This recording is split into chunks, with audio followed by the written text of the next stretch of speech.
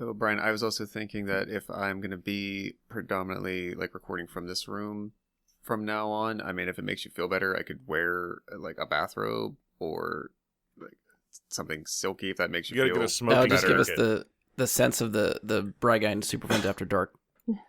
I'm getting very uncomfortable with this conversation. Does Sarah have bathrobes that or hell, do you have bathrobes that you can use? I have a bathrobe, but I mean, for purposes of this, hers would definitely do the trick more. That's one of those things where you don't tell us you're going to do that beforehand, and then when the camera pops on, you're just there. Or I start normally, and I'm like, I have to go get a glass of water. Come back. I'd be fine with that, yeah. Yeah. I mean, if we can't get you into bed, that's the next best thing. Wow.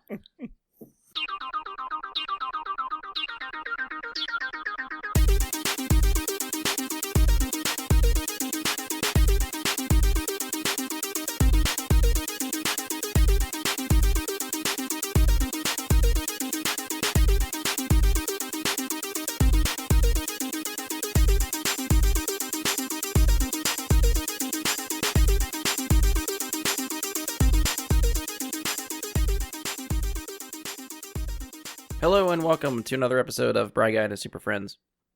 I'm your host, Brian Labick. Joining me for this episode is the champion of all things Raylo, Paula Miller.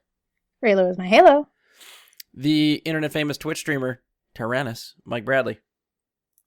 I mean, you added internet famous onto that. That's just not true. Well, maybe you're like infamous right now, and soon you could work your way up to famous. I don't think it's either. The road to internet famous is happening. I doubt it. But that's the confidence you need. I have a few people that enjoy what I'm doing. That's about it. That counts. And by, let's be serious here. Internet famous requires at least 1,000. I've got like 50.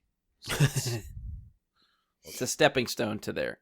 Yeah, but you know what? 1,000 people in Wyoming is like Wyoming. Yes, but can we get them all to watch the same thing at once?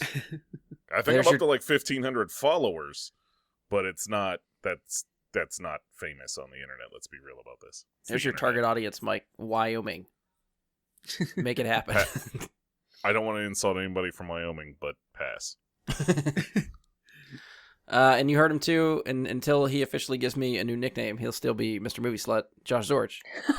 Yeah, gotta work on that. I am officially asking for solicitations of user suggestions, listener suggestions, because I am apparently not creative.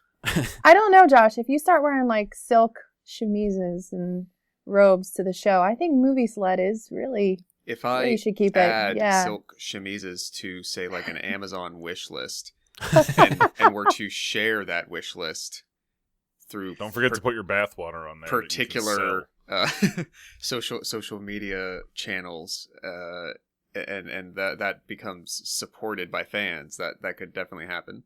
Have your own merch. If we start recording this live for other people to see, where like this is going on and everybody can see it, yes, I'm all for you, Josh, doing that. When it's just us that are going to be subjected to this, I'm going to pass on that. I'm just saying, Mike, don't subvert the will of the people. The will of what people? To send you that stuff and then make me have to look at it while we're on Skype? I would totally send you that stuff. All right, listeners, it is up to you to help me make Mike uncomfortable while we record the show. I mean, it's not uncomfortable. I'm pretty sure I can just click on there and make your image disappear, and it's not. I will just continuously text you pictures. All right. Would you rather have him podcasting from bed or podcasting in a sexy robe? But you need like rose petals on the bed. I mean, either candles way, lit. I know Sarah's got candles, so if we can do that, we can definitely get it like live on the internet while he's doing that. Even if it's not the rest of us and it's just him while he's podcasting with us, that's it's the out live there stream live while he's doing it. I feel like that would have to be a theme night. Like I think we can't, if it's on the internet, we couldn't just leave him out there by himself. We'd all have to do it. I mean, yeah, I would Valentine's absolutely get on and do it live, but I'm not Valentine's going to do Day episode. that live. I'm The going to let best love Josh do that, stories. and then we can talk normally amongst the rest of us. Romance Day. I like it. I'm here for it. See if we can frame a podcast around that theme. I mean, MTV Movie Awards do like the best kiss. Like, why can't we do like the best romances in movies? Or I see you guys are all ready for it. We did. We had an episode like that where we talked about the MCU and all kinds of stuff like that, and then two people didn't turn their microphones on, and Oh yeah, we did that one live too. We all met up at Brian's house that day, and two people's mics were not on, so we lost like several hours of recording because mics were not on. Third or something of the audio. So yeah, that was fun. Well, you guys will never hear that one. That's for the vaults. We had all kinds of awesome stuff that we discussed there, and that was like the full year. We like talked about like the best this from the movies that year, the best that from the movies that year. Yeah, I'll have to cut all this because I don't want them to know stuff that's never going to happen. They're never going to hear. Well, maybe we do it again next year or something. Yeah, I think Paula's onto something. I'm always onto something. All right, so for this episode, I hope you guys like our list episodes because we have another top 10 for you. It's like, I think 3 of the last 4 episodes are all going to be top 10, so enjoy them. We did tease this one, though, so it shouldn't come as that big of a surprise. Yeah. This is us with rounding out of the decade, making it into the 2020s. We were presented with a unique opportunity here to look back at the previous 10 years and talk about the movies that, we might not have covered before. So anything from 2010 to 2019 is fair game for this list. And, I mean, if you go way back, I think when this podcast used to be titled Geekologist, that dates back to 2014. And I think the first episode with the name change, I think, was somewhere around March of 2015-ish. Sounds so, right. Either way, I mean, I think the movies beginning in the 2010s may not have really been talked about too much here, so this is a good opportunity to do that. I have probably a good idea that we're going to have, or at least I'm hoping, we'll have a wide range of movies on these lists. I think we can all agree this was probably the toughest top 10 that we've ever had to do. Oh, absolutely. I feel like I got to my favorites without too much difficulty, but I think actually narrowing it down and putting numbers to these movies was rough. We talked a little bit beforehand, but like, how was everyone's experience trying to narrow down your list? It was horrible. Don't make me do it again. I can talk a little bit about my experience doing it and how I did it. Is I went back and I looked. One, we have our lists of top 10s from several years now that we have saved up. I looked back at those for the last few years, and then I had to look back and just take a look at like lists of movies that came out in 2010, because there was a few where I was like, oh yeah, and then I looked and it was 2009 that came out. And it's like, okay, or not remembering the early part of the decade is accurately on the year of releases I could have. So I went back and I looked at every year, and I just took and said like, well, that has a chance to make it. This does, and I just went through every year, and I wound up with like 80 movies. Yeah, and I'm like, holy shit. Okay. Wow. Well, no, I mean, there was. Don't get me wrong. There was probably 7 of the top 10 that were making it no matter what. Fair. There was probably another 2 of these 15 I wasn't aware happened this decade, and I was like, oh, well, shit, that has to make the list. I had thought they were longer ago than they were. Mm-hmm. Yeah. It felt longer ago, but when I was looking back, it was like, well, I guess not. And then it just paring it down, I learned a lot about myself and how like I say it that way, but it's like found myself in these movies. I very often like we talk about like where we rank the MCU movies, the Star Wars movies in general. We talk a lot about this stuff. And I found that sometimes when I speak about it, I'm wrong, because when I thought about ranking these against each other for the entire decade, some things came out on top that I wouldn't have expected. Yeah, I agree. I feel like some of my list is like contradictory. Like I've definitely surprised myself with the way I sort of rationalized where I'm putting things. And I guess like maybe to Josh and Paula too. I think Josh and I are sort of on the same page because we kind of texted about this, but how did you guys narrow down your list? Because I think, Josh, you and I talked, like, we sort of made a list of our favorites and then just went from there and sort of tried to narrow it down by, like, what is more rewatchable for us or what have we watched the most? Erin and I actually had a conversation about this, too. Like, what kind of emotion do you remember having after you saw the movie? Like, what was your feeling when you walked out or you saw it again? Like, what was, and not just how many times that you've watched it, but how did you feel when you left the theater? That was a huge one for us. Okay. See, I felt like if I was looking at movies that I would like critically say were the best, this list would be very different. These are my favorite. Yeah, I movies. agree. Yeah. You know, that's two very different things for me. So I feel like that's where the difference in the list comes in. I was sort of in the middle with that though, because there's things that, yes, critically you could say were better, but to Paula's point, even if it's not something that's highly rewatchable, from your own sort of personal critic's point of view, how did it make you feel? Right. You know, there was a ton that I went through that I'm like, oh, that's a good movie. And I watched it once in 2013. You know, and there's movies like that. And it felt great. It was enjoyable, etc. But it never went beyond that. So could I say it's my favorite? There were very few that actually passed the emotion test for me, to call it my favorite. Okay. But it also, like, for me, there was somewhat of a rewatchability factor to it. I couldn't get away from that. Because I think, yeah, I don't know. Not to say it's like a wrong way to look at it, but for me, if something has, if I'm going to say something is good enough, I'm going to want to experience that again, probably. Yeah. Okay. But if not, then to Paula's point though, the initial mental and emotional reaction to it has to have been so strong and so unique and so good that even if it's not something I'm readily going to want to re-experience for 5, 6, 7, 8 years, to sort of punch through that ceiling was a bit harder for me. Yeah. I think it's definitely a valid way to look at it. I think it sounds like we're all going to come for this list like sort of different directions, so it'll be really interesting to see how they play out. And we had to number them like top 10 and put each movie, give it a number. I feel like any one of my top 10, I could very easily just change around any part of the list. I think they're all very good, and I feel like just having them in a placement, people are going to try to. I'm sure with my list, I'm going to get some weird looks as to what ends up where. Just because again, I surprised myself. And again, if I make this list next week, it's probably going to look different than what I have today. But I tried to just get them in there and then like not think about it too much, because the more I thought about it, I'd be switching places with certain movies and really, shuffling stuff around. It would never settle in. See, I feel like my top 7. Once you told me about this list, I knew what my top 7 were going to be. Okay. Like I had the same thing about my top 3 too.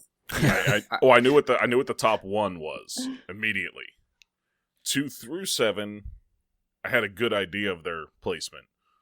Beyond that, for like the 5 honorable mentions and 8 to 10, that's where it got tough to really decide what's going to make the list, what's going to make this. Because we all have like those certain movies that stick out for us more than others. Yeah. And that's where I think the difficulty was for me, is that the bottom end of the list for me was tougher than the top. And I didn't make this a requirement for you guys, but for me personally, I was trying to keep it like one per like franchise or sequels. So I could very easily make Star Wars and Marvel my entire list, but I was like, I'm not going to front load all that stuff. So I tried to pick sort of like one of each, or tried to keep it to maybe 2 per. Just to try, again, just to have an excuse to get other things in there that I wouldn't normally put on the list or talk about. Yeah, that's true. I did have some of that, and I didn't avoid that altogether in the end. I just knew, like, when it shook down to it, I'm like, what are my favorites? What could I watch at any time? Yeah. And basically never be sick of it yet. But I kind of went year by year and said, like, all right, in this particular year, like, was, Age of Ultron going to make my favorites of 2015? Probably not. Yeah. Was Ant-Man going to? Was, just take any of the franchises you're looking at, whether it's sci-fi or action, MCU, Star Wars, any of that. And if like as I hit each entry, if I feel like if I didn't have an emotional gut punch when I saw the title, I moved on. Yeah.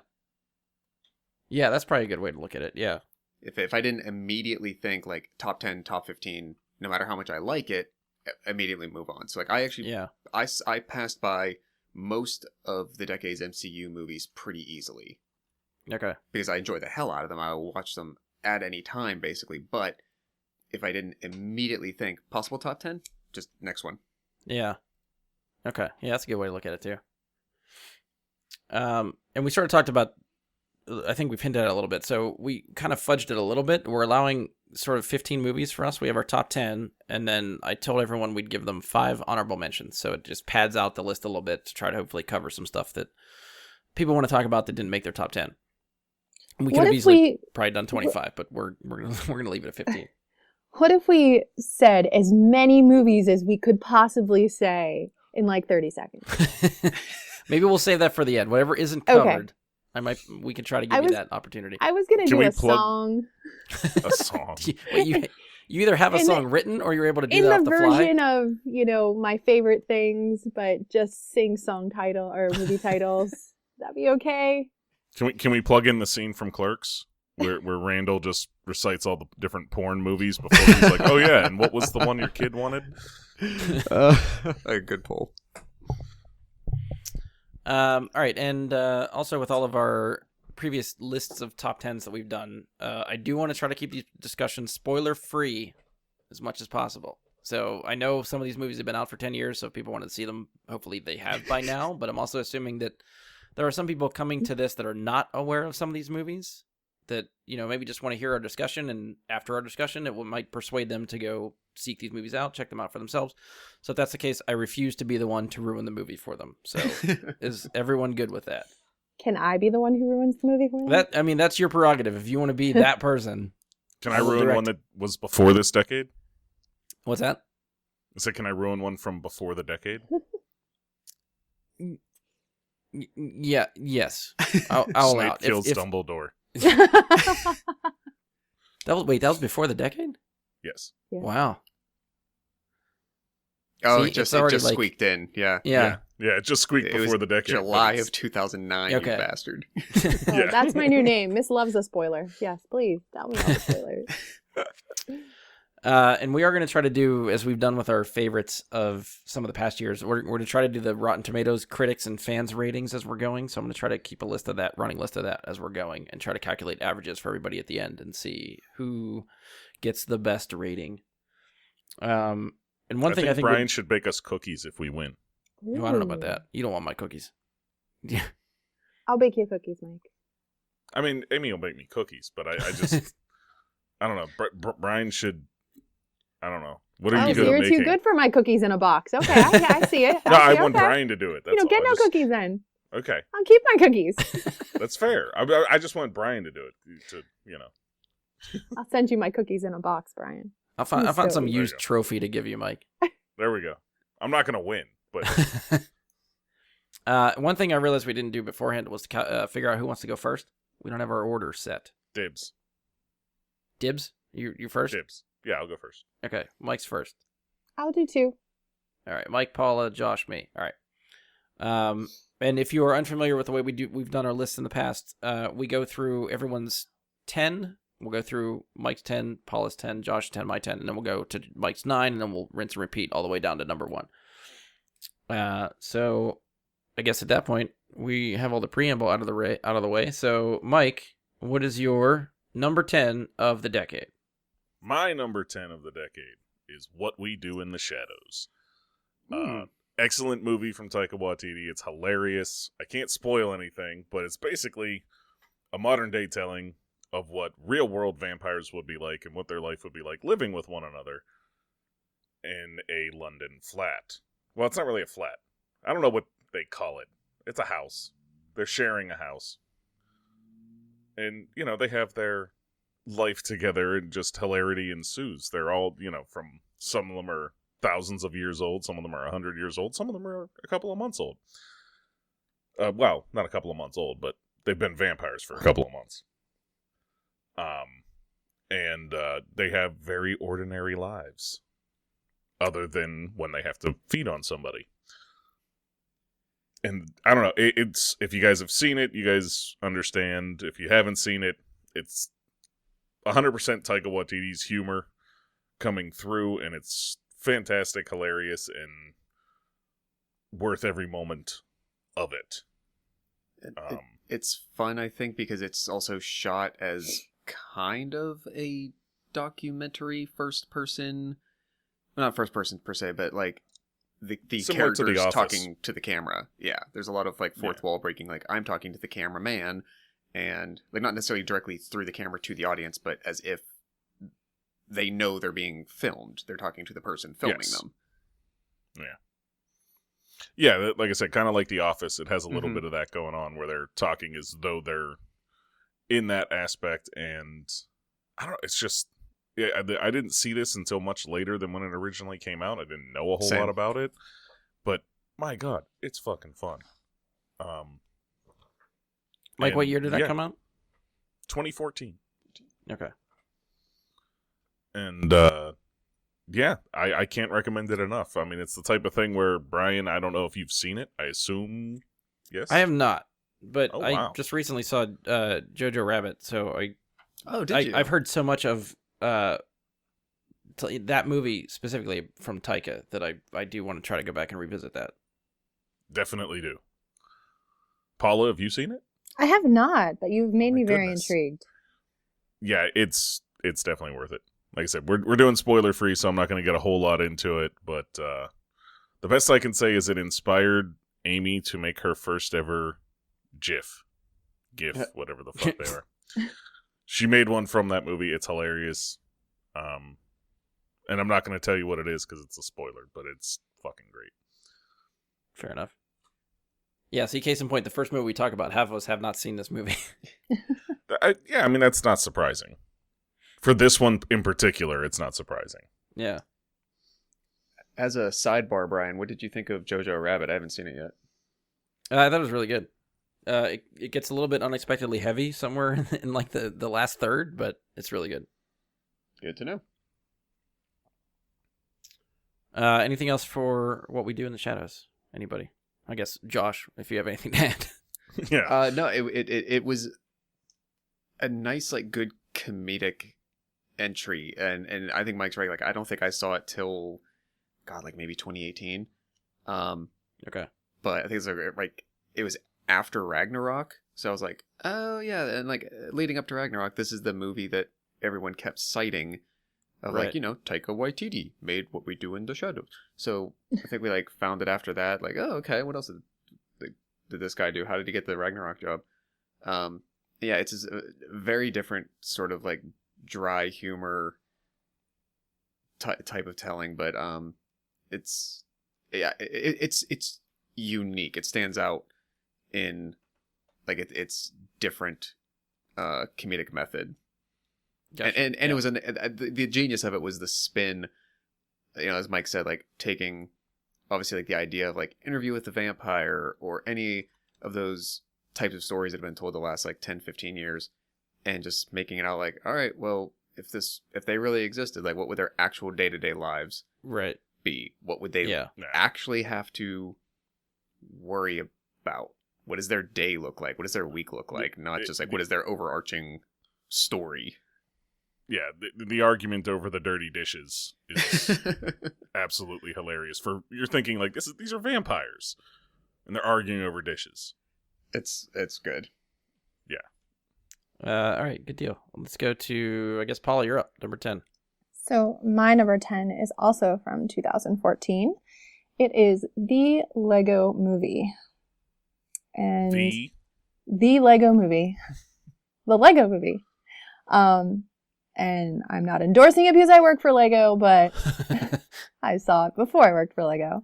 I think the movie just blew me away. Like, we'd never really seen anything like quite like it. And the actors that they got in to play it were amazing. Mm-hmm. So Chris Pratt and Will Ferrell and Elizabeth Banks was in it. And Banksy. like, we know the characters now. Like, it's 5 years later and we still know Emmett and Lucy, Wildstyle, and Benny. So like the story was excellent too. Like it had a good meaning to it. And I just love the animation. And I remember walking out going, this was incredible. I love it. Immediately bought it when it came out so I could watch it over and over because it was entertaining, but it also had heart, which is always important to me. So yes, my number 10 is the Lego Movie. Yeah, I think I remember like watching the trailers for that, and it's like, oh, this looks funny, and then like you see it, and then you like the twist happens at the end, and then you're just hit with some surprisingly feels that just felt like came out of nowhere. So yeah, that was a fun movie going experience the first time. I was actually surprised in her entire discussion there about it. She didn't use the word awesome once. Oh. So I've been trying to wean myself off of that word. I went to okay. dinner with some friends and like every other word was awesome. That's awesome. Oh my gosh, that's so awesome. Did you do that before or after this movie? I think because at work, when I talk to people, I'm like, everything is awesome. Because like it gives me 50 cents every time I say it. It just pops up in my paycheck. So yeah, no, the music was amazing. I like the music in the Lego Movie 2 even better, but I love the story of this one better. Mm-hmm. Yeah, so, agreed. But That's yes, fair. I mean, if you don't know the words to Everything Is Awesome, then we can't be friends. Sorry. That could just be the end, like the response to the line of that song. Why can't we be friends? Because you don't know the words to the Lego. You don't know the song. words. This is not rhetorical. Everything's cool because you're part of a team. Yeah, I agree with all of that as well. I think it was also beneficial that they, like, sometime in, whatever, like 2012, 2013, when they started doing the voice recording work, that someone decided that Chris Pratt would be a good choice for a voice performance. Because even at that point, I had started watching the first few seasons of Parks and Rec, but I don't think I could have told you Chris Pratt's name. I just know he was Andy Dwyer, and I know his face, but I did not necessarily know Chris Pratt yet. And when the advertisements started coming out for Lego, and it's like, oh, here's your voice actors, and I, go to the Googles and find out, oh, Chris Pratt, oh, it's Andy, huh? And then I think it was 2014 was an amazing sweet spot for that guy. He hit that in February, Guardians later in the summer, and like that was, to me, like that was his breakout year between those two things in a lot of ways. So I like that it was not soiled is not the right word, but like you didn't have like the spoil of like knowing like, oh, okay, and that's that celebrity that they got for this voice job for this animated movie. It was kind of like a wild card, and it worked for Emmett because I don't think people recognized, you didn't hear that voice yet, and no, you didn't picture anybody. The voice you heard for the character, the Lego character you're watching, you didn't associate with a face. You didn't already associate with a personality or some award show you saw them on or some still photo of anything from previous, and it worked so well. I also think too the amount of humor that's more geared towards adults, because they have to take the kids. You just don't drop your kids off at a movie. And for someone like me who doesn't have kids, like we see the late movie, like we're going in at 9:00 at night to try to get away from those children, and like they put like this movie was still, even though it's Lego and it's geared towards children, a lot of what the humor is really geared towards us. And that's something like I really appreciate when I go to see like an animated movie or something like that, is, how enjoyable. And they really don't take themselves too seriously. Like Superman's in there and Morgan Freeman is Vitruvius. And it's, the humor that it's just kind of snarky humor. And I appreciate that. Yeah. Yeah. I will say, given that, I do love the part in Lego 2, the whole relationship with Superman and Green Lantern. Yeah. That's one of my favorite aspects. I would actually watch, like, I don't know if the whole movie, but like a half an hour something that they did where those two were the center of it. Little short or something. Yeah. Unikitty. Anything else to add, Mike? Anything? No, I don't have anything else. Yeah. Okay. Right. I think we're good for that one. Josh, number 10. Number 10 for me clocks in with 2011, I believe. 2011's Red State. Oh, okay. I've spoken about my feelings and affinity for this movie several times over the last couple of years of the show when, Kevin Smith projects pop up and whatnot. Like, if we... Not that I'm begging to do one because it would be even harder, but if we did like top 10 of the millennium so far, like Clerks 2 would probably be on that. I could watch Clerks 2 at any time. I freaking love that movie. Since we're confined just to the past 10 years, Red State is the most adrenaline-filled movie I've ever watched in my life. And like in a visceral way, not in a, and I'm not using this comparison just to take like a shitty cheap shot, but not in like a Fast and Furious way or Crank or some other like action movie that just has it going and going. Red State, there's a couple sequences that if you are not scared for yourself as a viewer while you are watching what is happening to these characters, then you're just like not the right kind of person for that movie. You're not going to get out of it what it is. It is extremely raw. The style of filmmaking, the way the camera is handled, the way the camera moves, the how it's positioned to capture actors from certain angles and positions, like it's extraordinarily different from anything Kevin Smith has otherwise done, and honestly from what a lot of other directors have ever made. It's very unique in my opinion. It surprisingly has a lot of, I don't want to say cameos really, but like a big like ensemble cast that people don't realize. There's a lot of people that pop up in that movie in the way that you'd think of like, oh, Jay and Silent Bob Strike Back or Reboot. The main three kids, I always mispronounce the one dude's name, Michael Arjano or something like that. He was the lead student character from Sky High. Okay. Kyle Gowner, I think, is in it. And if you saw his face, looked at his resume, you'd recognize him. John Goodman, Michael Pollock pops up, Stephen Root. The one chick, the blonde, she went on to be in Argo, and I think she's on something else now. It's surprisingly really freaking good. It's also disturbing as hell. No doubt about that. The basis of it is in like religious extremism and what the positions of those people could lead them to do.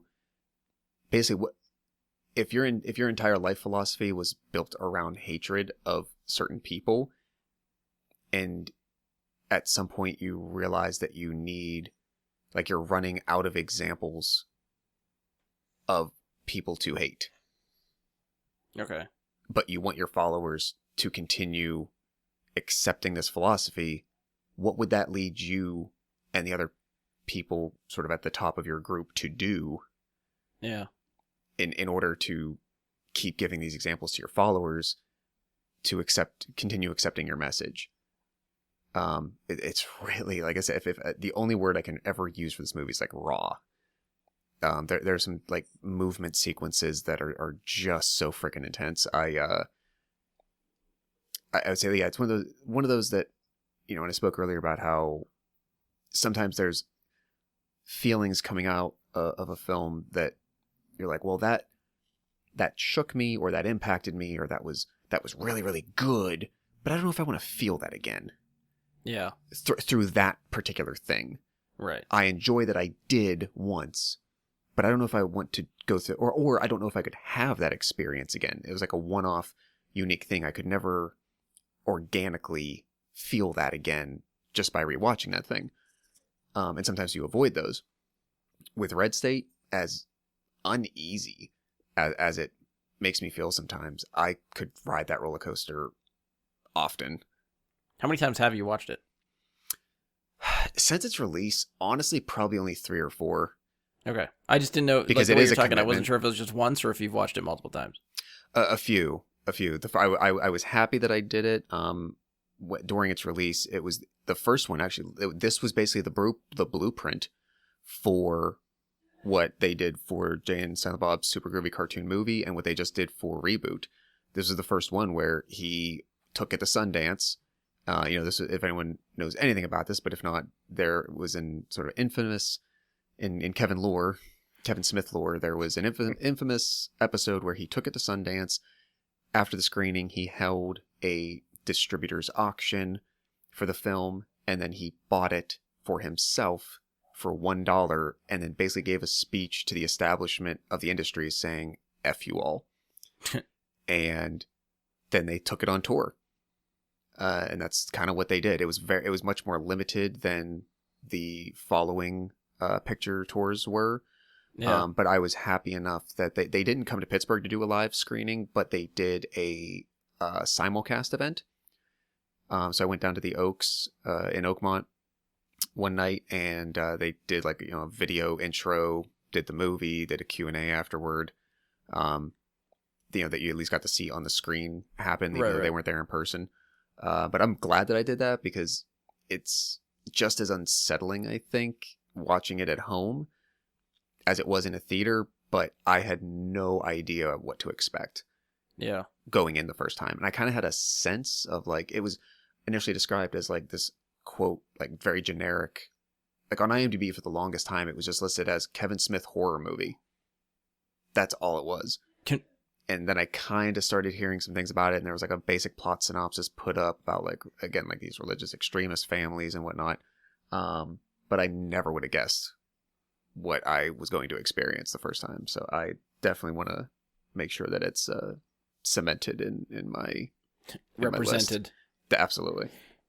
Yeah, I obviously haven't seen this one, so I cannot contribute. Mike, have you seen this? Yeah, of course. Okay. Anything you want to add? He did a pretty good job. I would say I enjoyed it. I don't hold it in obviously the same high esteem. I really enjoyed the movie. I think it's one of Kevin's best works.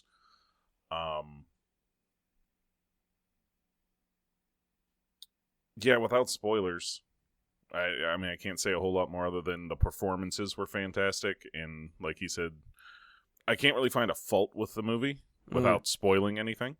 Yeah. Because there is one at the very end that still puzzles me. But again, spoilers, so we're not going to spoil anything. Watch the movie. It's really, really good. If you haven't seen it, check it out. Maybe hard to find digitally. You'll probably have to go out and find a hard copy of this somewhere. Because as far as I know, digitally, right now, it's kind of dead. I've tried to look for it myself. Like Amazon doesn't have it. You can't get it on Netflix or Hulu or anything. It's probably before the digital craze. No, I think it's because it used to be, but it got pulled because of some rights. Okay. Something. Okay. Yeah, it streamed on Netflix. God, it had to be for like 5-6 years. Oh, really? Yeah, okay. it was there for a long time, but it got yanked, and I don't know what the issue is at this point, but it could be a little difficult to find. But again, hard copies are out there. You can get them. Gotcha. Paula, I'm assuming you have not seen this? Oh, many times, multiple times, over and over again, under the headline of no, never. I'm sorry, Josh. I've never That's okay. seen it. Nothing wrong with that. It's not everybody's cup of tea. Yeah, I just want to give There's you the two opportunity people to here chime that in. like horror, and there's people here that don't. We're aware of this. All right, we'll move on to my number 10. I kind of want to see Paula's face for this. My number 10 is The Force Awakens. Yay! So it made my list. It did not make it high, but it made my list. I fought between this and The Last Jedi, but when I was going for with the frame of mind of like what is more rewatchable for me, if I'm choosing between the two just to throw something on and watch it, Force Awakens is going on over The Last Jedi. I think Last Jedi is a critically better movie by far, and I think it's shot a lot better and it has a lot more going for it. It's a lot prettier too. Yeah. It was beautiful.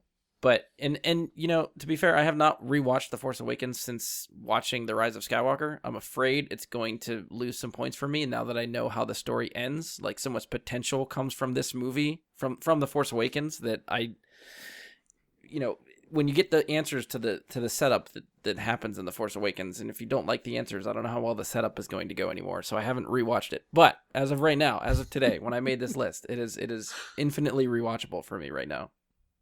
So I agree with exactly what you're saying there about Last Jedi versus Force Awakens. Because I neither one makes my list. But I would definitely agree that The Force Awakens is easier to rewatch. Yeah. I think it's a solid half an hour shorter, for one. Oh, yeah, it is. It's like a tight 2 hours, maybe a little bit more. Yeah. But it's just more fun. I mean, The Last Jedi takes a lot more of a serious tone. Yes. And, like you said, a much critically better movie. But The Force Awakens is fun, start to finish. Yeah. And, I mean, it's hard to really say anything against that. So, I would agree. Yeah, agreed. With a fun factor of The Force Awakens definitely beats The Last Jedi. But I think that's kind of why we need The Last Jedi, because I don't want fun.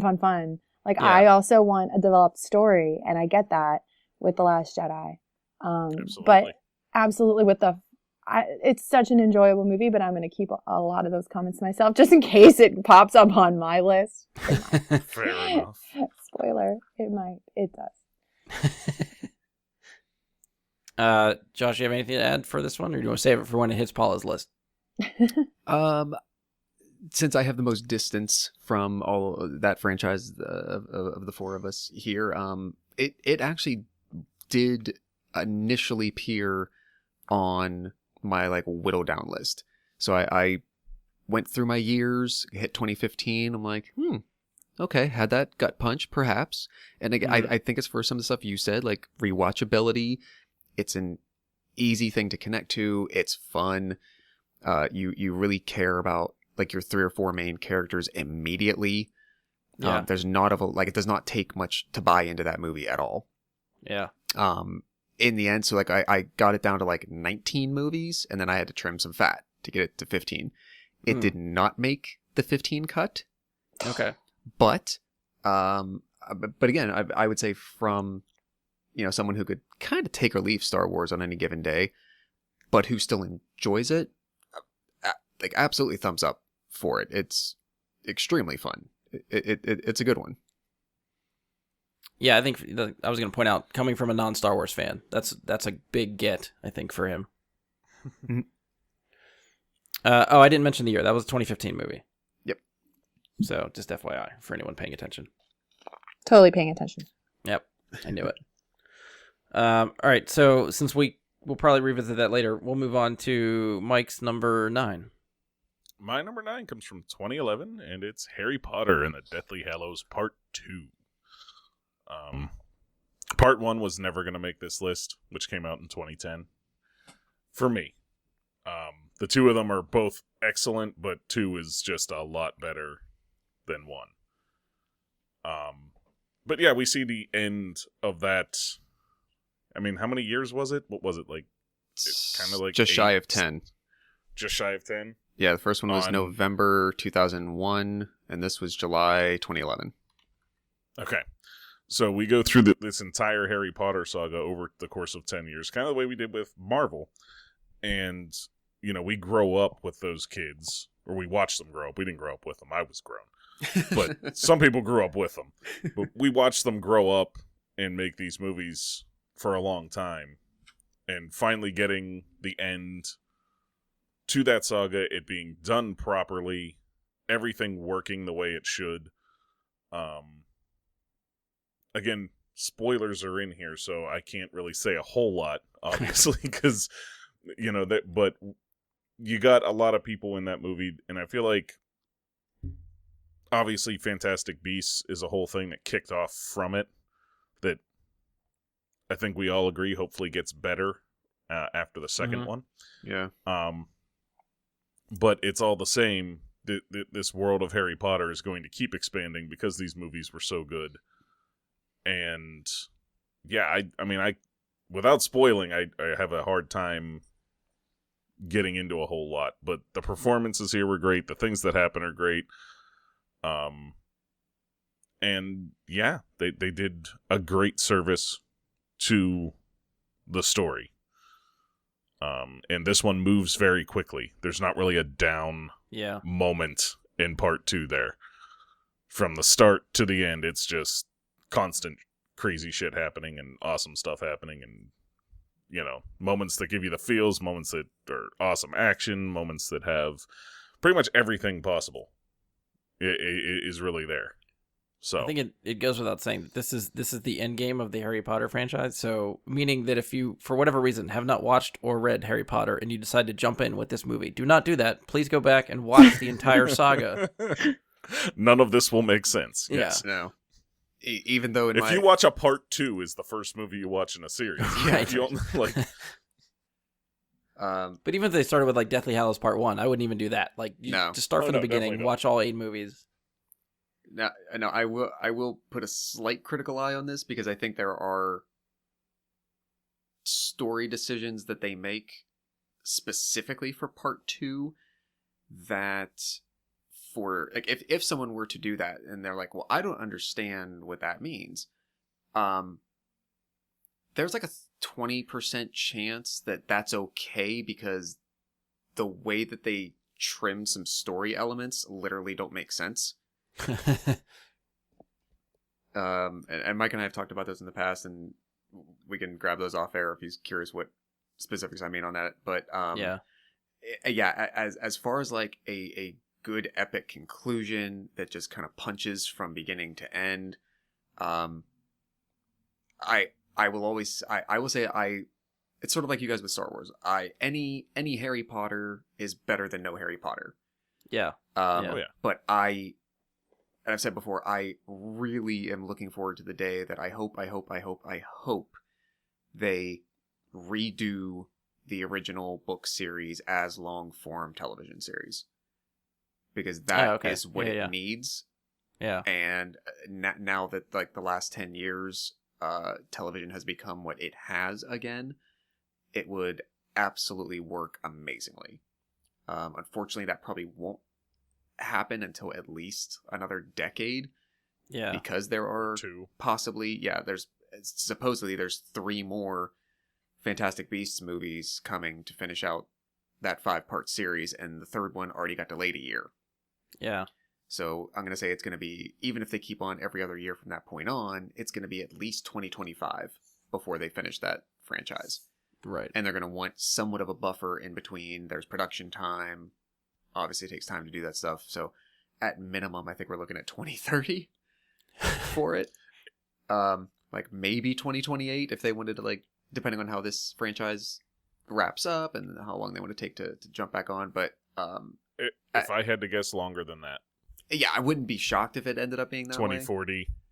I would say, is what you're looking at best for that, because the roles here were so iconic and so well cast. It's going to be very hard to shed that. Yeah, for a TV series. I agree with that, because I think we're the generation that grew up with it, and now we are the generation starting to show our 4, 5, 6-year-olds those films. So now that Daniel Radcliffe is still going to be their Harry Potter. So you almost have to remove those kids from that distance to be able to redefine it. So yeah, like I said, I wouldn't be shocked if it's longer than that, but I'm thinking at minimum it's going to be quite a while, at least like 2030. I mean, these movies are so important too, because I mean, if you think about it, you've got an entire theme park that Universal has invested in, and these movies are so important so that they can bring in the people to go to their theme park. Because if nobody knows about Harry Potter, why do you want to go to the theme park? That is true. So I did love this movie too, but I will always love Prisoner of Azkaban the best. So everything pales in comparison to the number 3 for me. But I'm glad that it was an amazing movie and it wrapped everything up for me. I love the way they did it. didn't quite make my top 10. I agree about Prisoner of Azkaban, but sadly that didn't happen this decade. I know.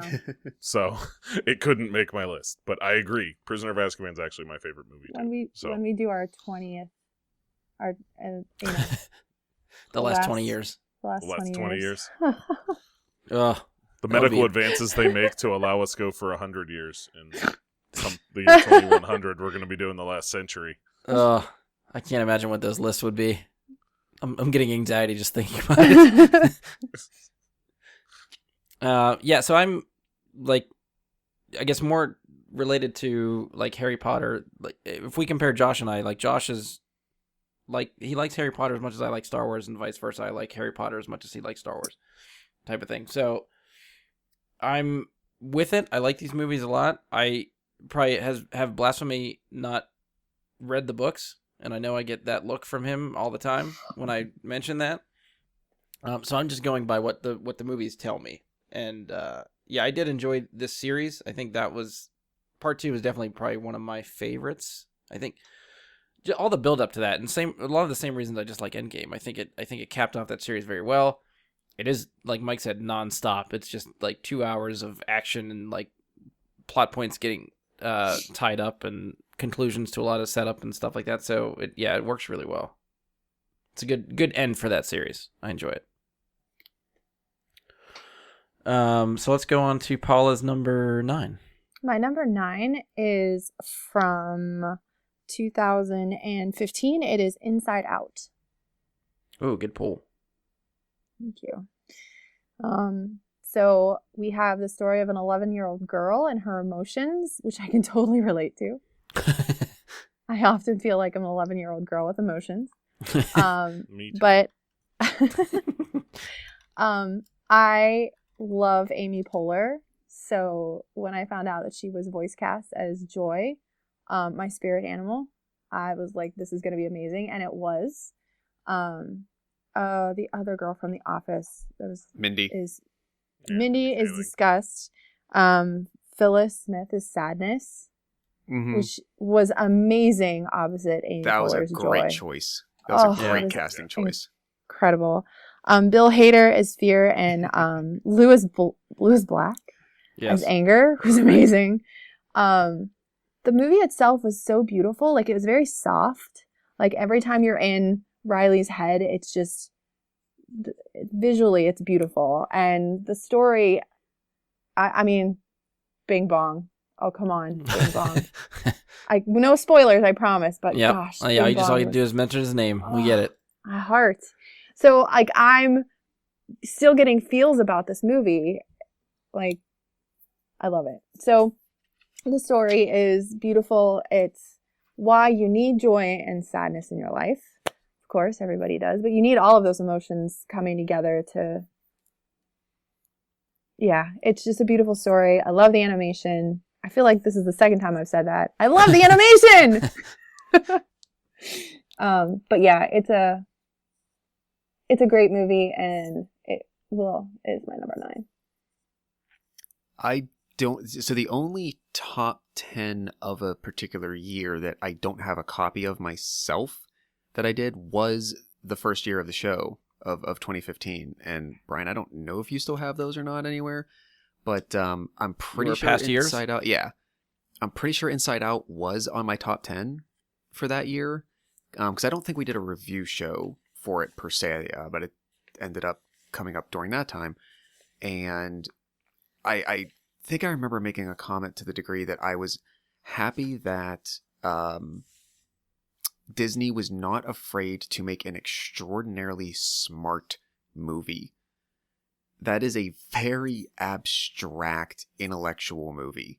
Absolutely. And to be able to find a way to personify brain chemistry and illustrate and give visual examples to cognitive functionality was no small feat.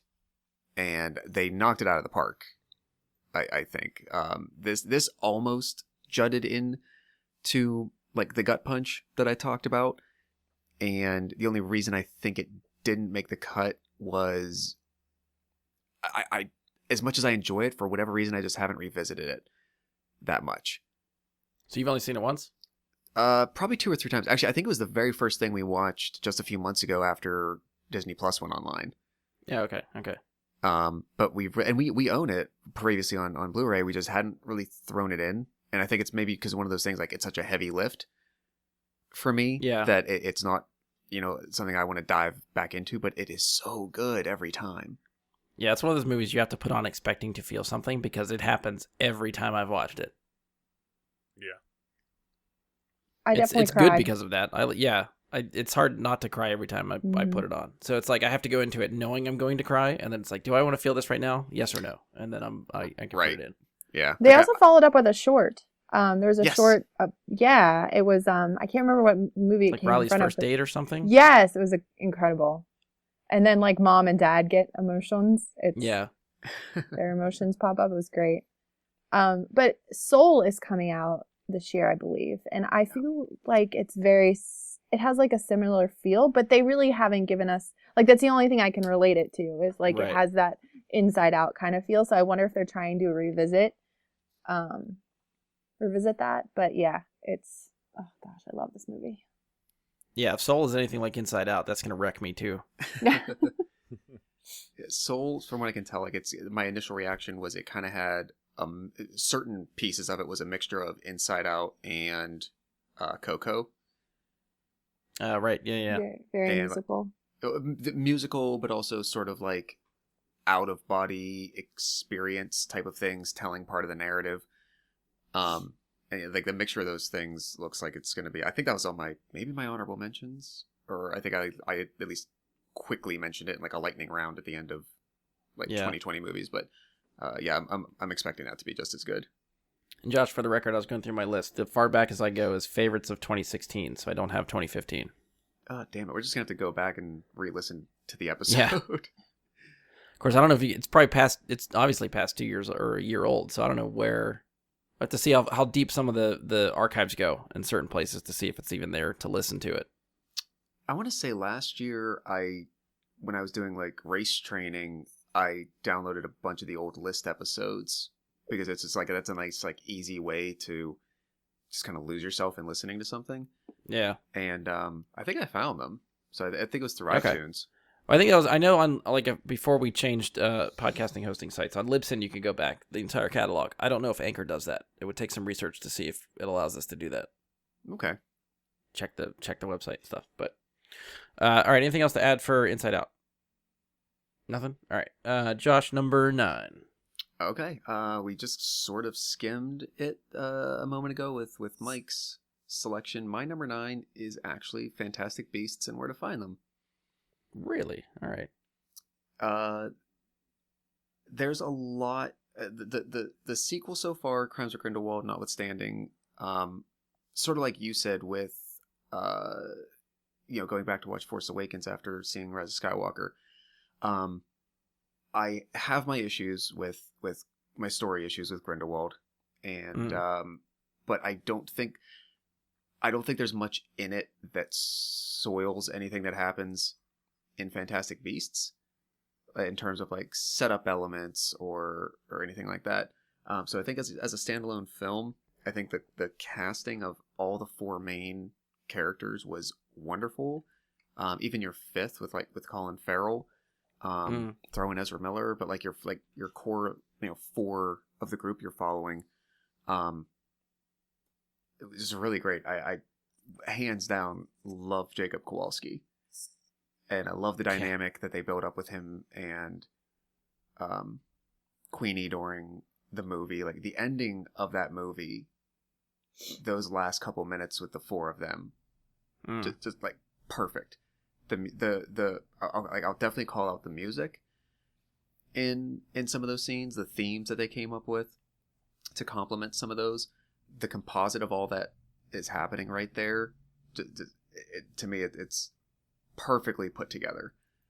And there's definitely something about the character of Newt Scamander that I really take to.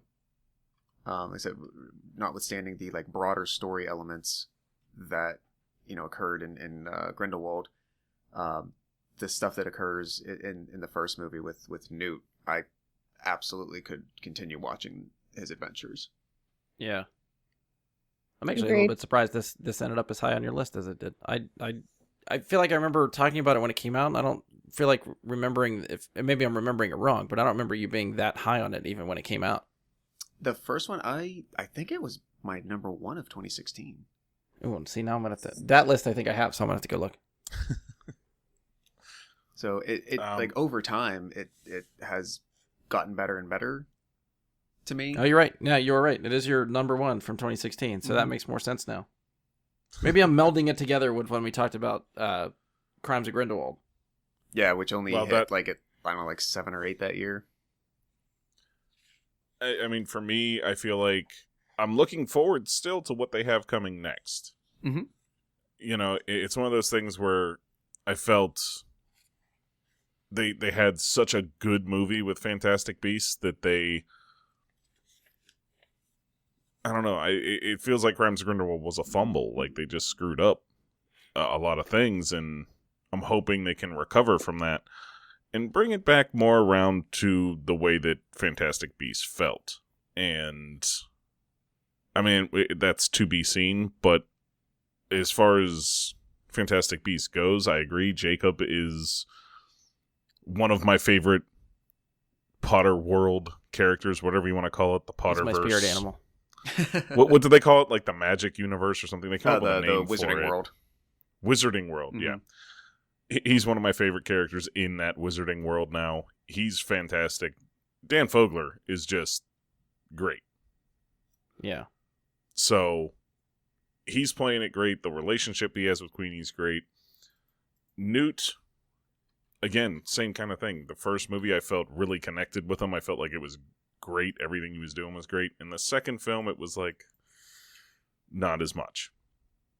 Yeah. So I feel like they got a lot of work to do. Yeah. The second one's problems were all story.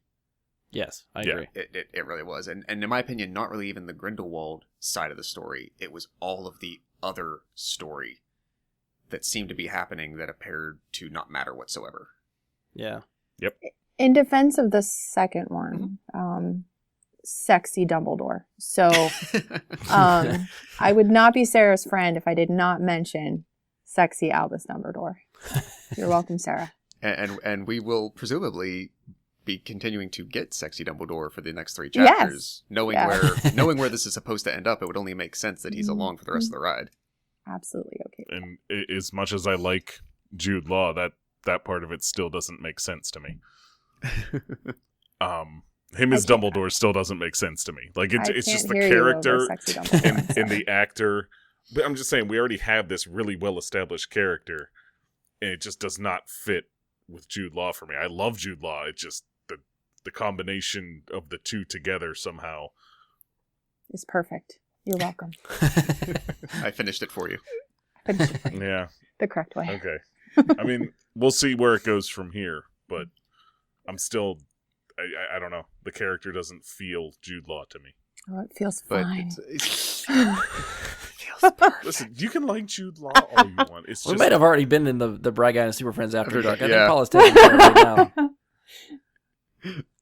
I think I've only seen this movie once. I think once, maybe twice at the most. Mm-hmm. I don't remember.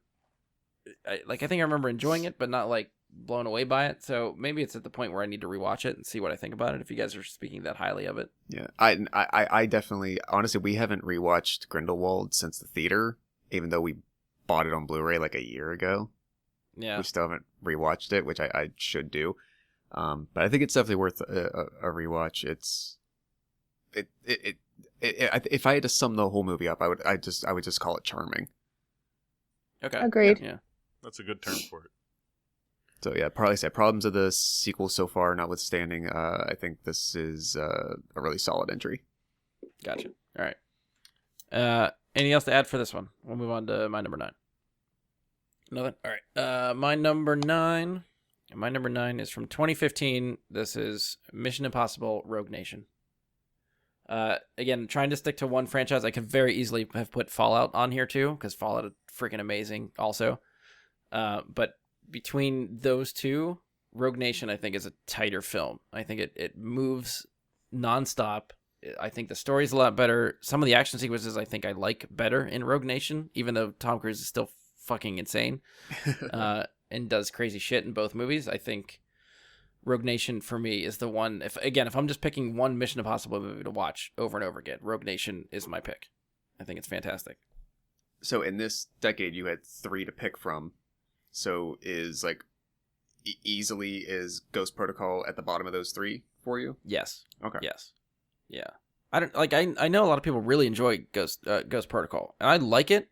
But compared to the last 2 that we got, I think it's far and away the lowest of those 3. See, for me, I look at it. I kind of view all 3 of them equally. Where like I love all of them, but I couldn't tell you on any given day which one I like more. Do you watch them have you watched them repeatedly, or have you only seen them like once or twice? Okay. Yeah, I mean, I own all of them, and I've watched Ghost Protocol more because it's been out longer. Yeah. I mean, that would be the only reason I'd say I've watched it more times, is just more opportunities to do it. But, like, if I think I want to watch a Mission Impossible movie, I'm just like, well, what's the last one I watched? So I'll watch a different one from that. Of those 3. There's really no bad Mission Impossible movie except for maybe 2. All the other ones I think are really solid, and I could watch them at any point. 2 is a slog to get through now. Not when it came out, I remember loving 2, but it's compared definitely to fallen what down we've the gotten list. since. It's definitely been outclassed, and you're seeing it now, and you're like, yeah, I don't need to watch that again. Yeah, and I keep just having Christopher McQuarrie involved with the next couple, like he's doing 7 and 8, who he did Rogue Nation and Fallout, which up until him coming back has been a different director for every movie. So they think they've realized they've hit a formula with him and it's working. So he's in for the long haul, and he just keeps adding more cast that I'm getting excited for the next couple. So I'm excited to see where they go. But yeah, I'm pumped.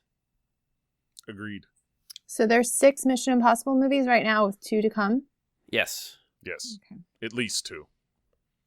Have you seen any of them, Paula? No. Okay. Add that to the list of Spider-Man movies and stuff we have to get through with you too.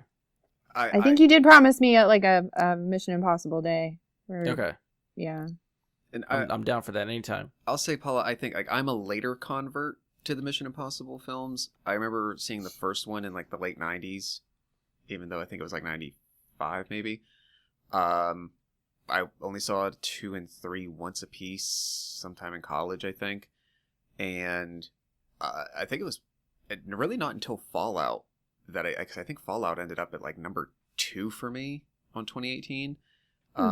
That I really kind of these lists out. I keep coming back. I kind of came back around to like, oh wow, well, that was really damn good. Like I had seen Ghost Protocol. That's 4, and Rogue Nation that Brian's talking about is 5. But I think I like in retrospect now, kind of looking at them as like a whole body of a series. I mean, it's like 25 years already that this spans. You know, from 99 to present, or 95, and Brian and I was saying this last night that we think the next one, like number 7, is supposed to be maybe 2021, if not 22. At the earliest 2021, yeah. Yeah, so like at this point, like this is going to be like a 30-year series, at least. And Tom Cruise is still running. Yeah. That's incredible. Always running. And he still looks mostly the same. That's the crazy part. Yeah. He does not look that much older than he did in the first one. He is that much older, but he doesn't look that much older. So. But I don't know, he's a small guy, so I guess that. that. If you're tiny, you live longer and look better as you get older. Well, yeah. Science. Scientology. There's probably some of that. Yeah, that's actually what it is. It's the alien technology. Yep. Or the alien. Isn't that what Scientologists believe? It's the alien living inside him or something? Me up. Something about blood. Got some levels wrinkles or I need to take care of. So, yeah. But yeah, as a recommendation, nonetheless, it's a really solid series. I agree. And you're right, Josh. It was number 2 for you, 2018. Number 2. 2. It's for you, Andy. All right, so we're going to bring it in for round it out to Mike's number 8. My number 8 is the first time one of my top 10 from our previous lists occurs, and it was my number 1 from 2018, and that's Ready Player One. Woo! Does that make your list too? Is that why you're wooing? But I'm not. Nonetheless, Ready Player One, fantastic book turned into a very good adaptation on the screen. Just like Anytime, maybe not quite as good as the book, but that never really happens. Yeah, I mean, I watched this movie, I can't tell you how many times in the last couple of years. Start to finish, I love it. I love what they did with it. Yeah, I mean, there's not a whole lot to say about it if you haven't seen it without getting into spoiler content, but the quest for the Easter egg is an awesome watch. I wish they had the ability. The only drawback for me is they had the ability to use Disney products more. Because some of the stuff that's missing would have been better with a little bit of inclusion of Disney properties that they did not have access to. Yeah. Nonetheless, still amazing to watch. Check it out if you've never watched it. It's a fun movie. It tells a good message, and it hits notes that you don't think it's going to hit.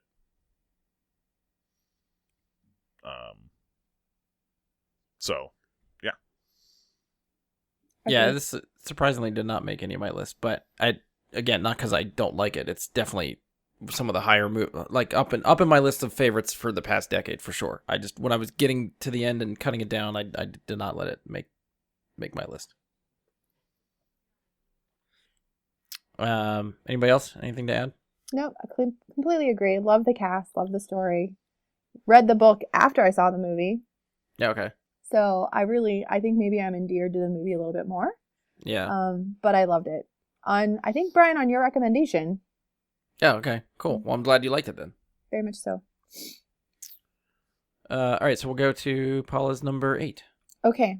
Are you ready? Here it comes.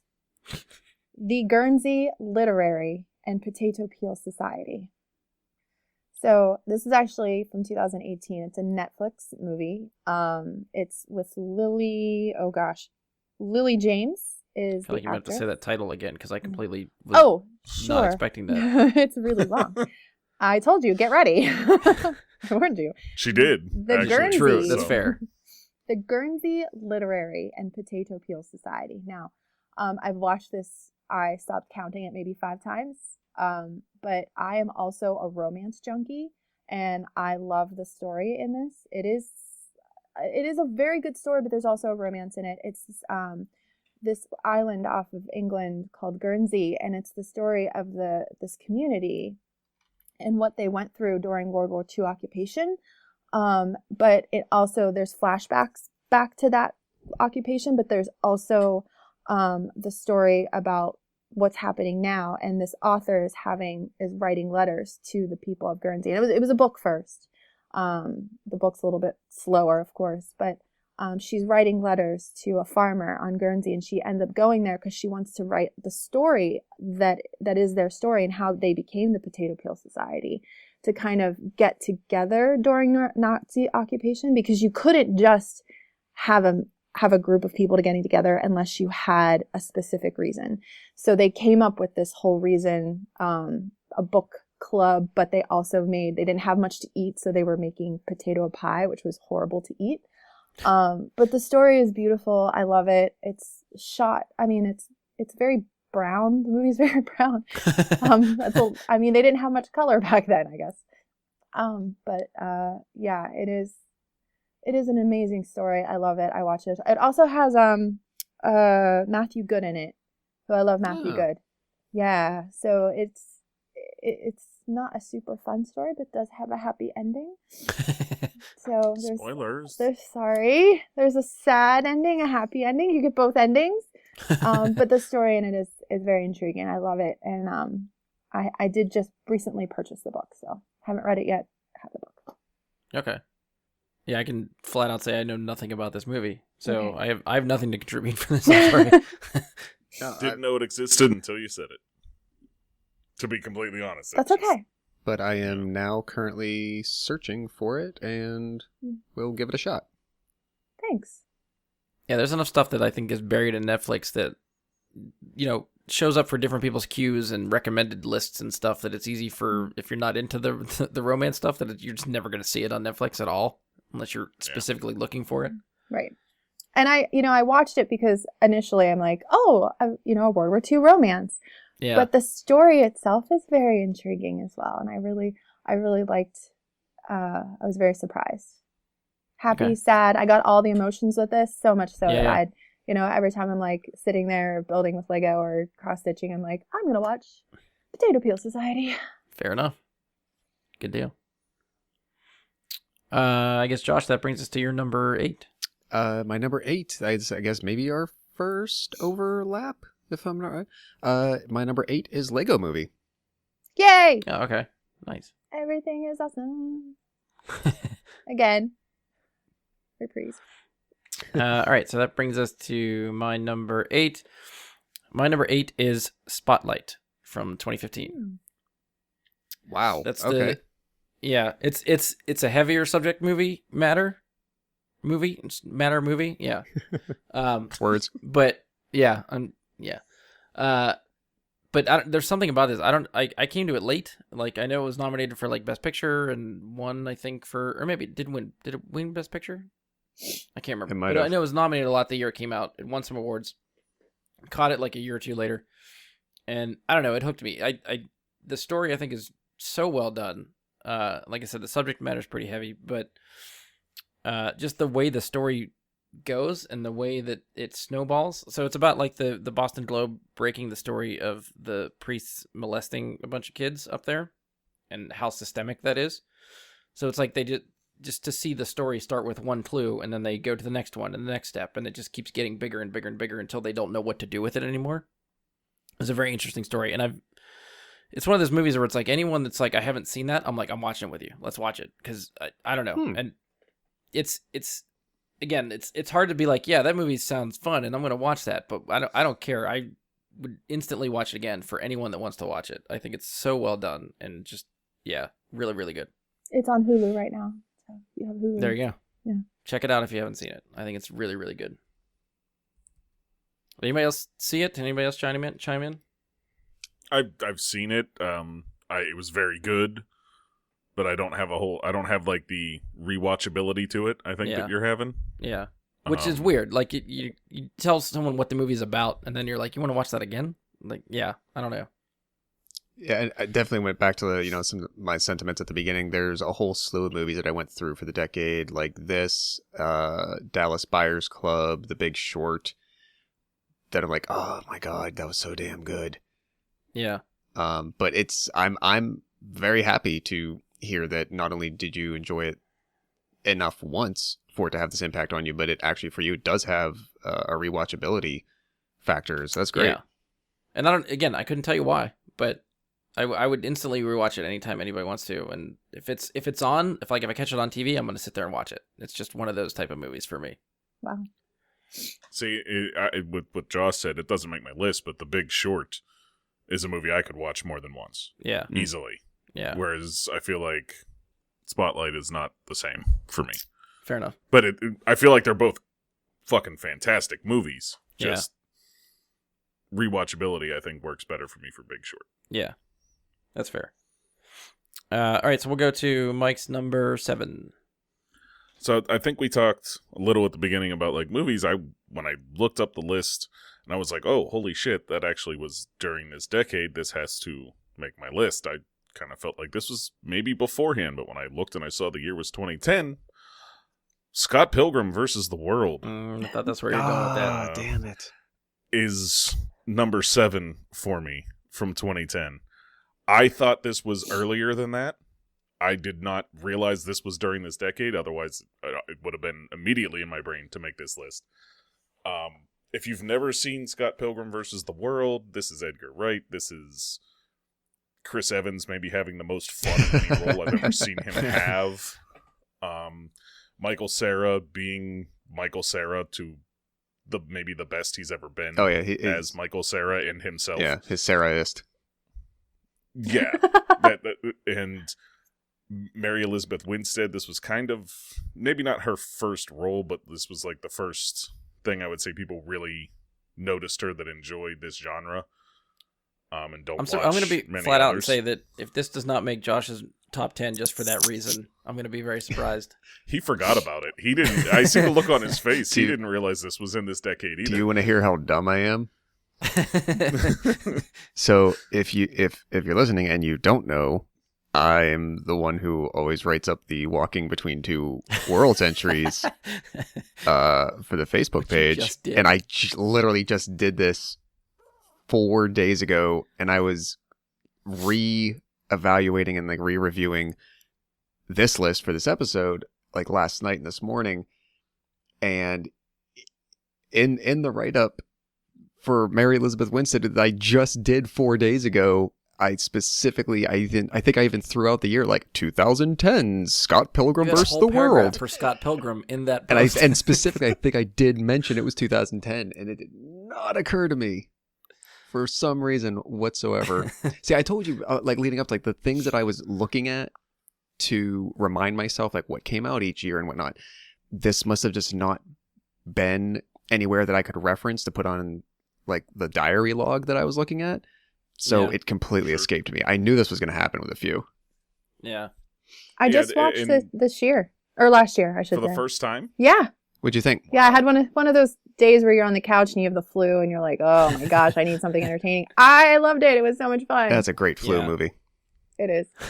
It's just a great movie, anytime movie. This is a movie that this will never get old, no matter how many times I watch it.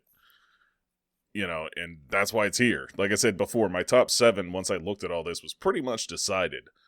And determining where to put this was really difficult in that top 7.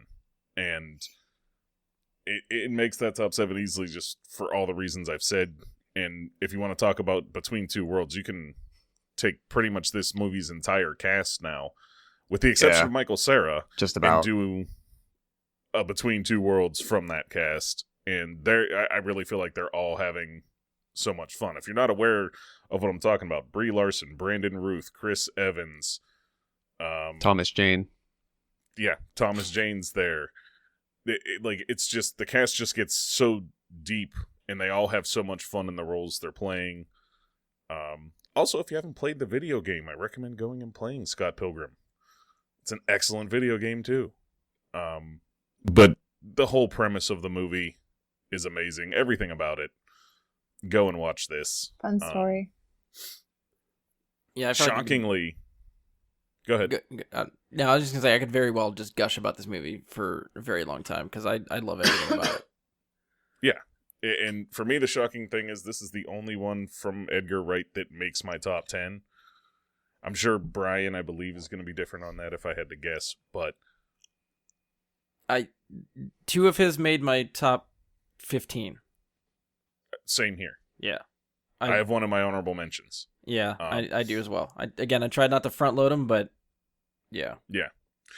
But this is probably still my favorite Edgar Wright movie, personally. The Cornetto trilogy is great, but Scott Pilgrim, man, this movie is just...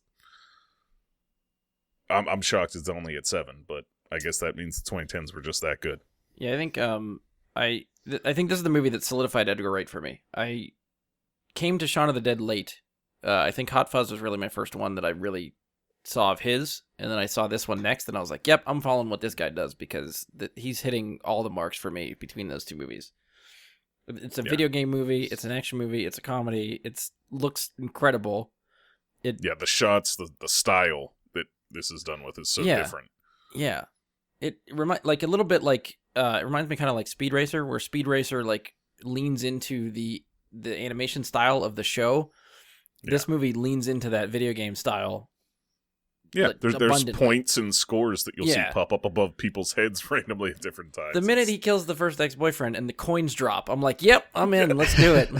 Yeah. This is great. And I love the supporting cast as well. Like, you have those main people, but then you throw in Kieran Culkin and Alison Pill. I love Alison Pill in this. Yeah. Schwartzman, there's like everyone else that they interact with, Aubrey Plaza, Anna Kendrick. Yeah. Like it's such a good cast. And it was like, again, like talking about that sweet spot earlier with Chris Pratt. Like, I think that this was a great sweet spot for some of these people like Anna Kendrick, Aubrey Plaza. Yeah. Like they were popping up, and you might have recognized. Is that a familiar face? I don't really know. But it kind of threw them all together, and it's like, oh, that's great. 10 years later, you go back and watch this movie, and everyone is familiar to you in some way. Mm-hmm. I think the only one that was already superhero at that time is Brandon Routh, and everybody else was after. In terms of Chris Evans might have been fantastic. He was Torch. Oh yeah, he was Human Torch beforehand. That's right. Never mind. But in terms of like A-listers and recognizable name recognition and all that, yeah, like every single person, you start checking the list. Yeah. Yep. All right, so we'll go to Paula's number 7 from 2016, Rogue One. Okay. So nice. unlike you, Brian, my list is going to be chock full of Star Wars. I assumed as much. So yeah, I was very conflicted when I first saw this, so I had to see it a couple more times. But yeah, it introduces us to K2SO, Jyn Erso. I love her story. I think that Ben Mendelsohn makes an amazing villain. Yes. Diego Luna as Cassian, loved it. Forrest Whitaker was there as Saw Gerrera. Hooray. Lies. So it was beautiful too. Like Jeddah was amazing. I just love the planets. It was just an amazing story. And even like the saltiest Star Wars fan loves Rogue One. Yeah. Because the story was just great. But there's some of it that I wasn't happy with, and I got over it because of the overall story. So certain parts of it that I was like, I wish it was different. Doesn't matter, because overall the whole story was fantastic. So as the first standalone Star Wars story, I think they knocked it out of the park. I will watch this anytime I see it on TV if it pops up, or if I'm in like a mood for a Star Wars, I'll put it on.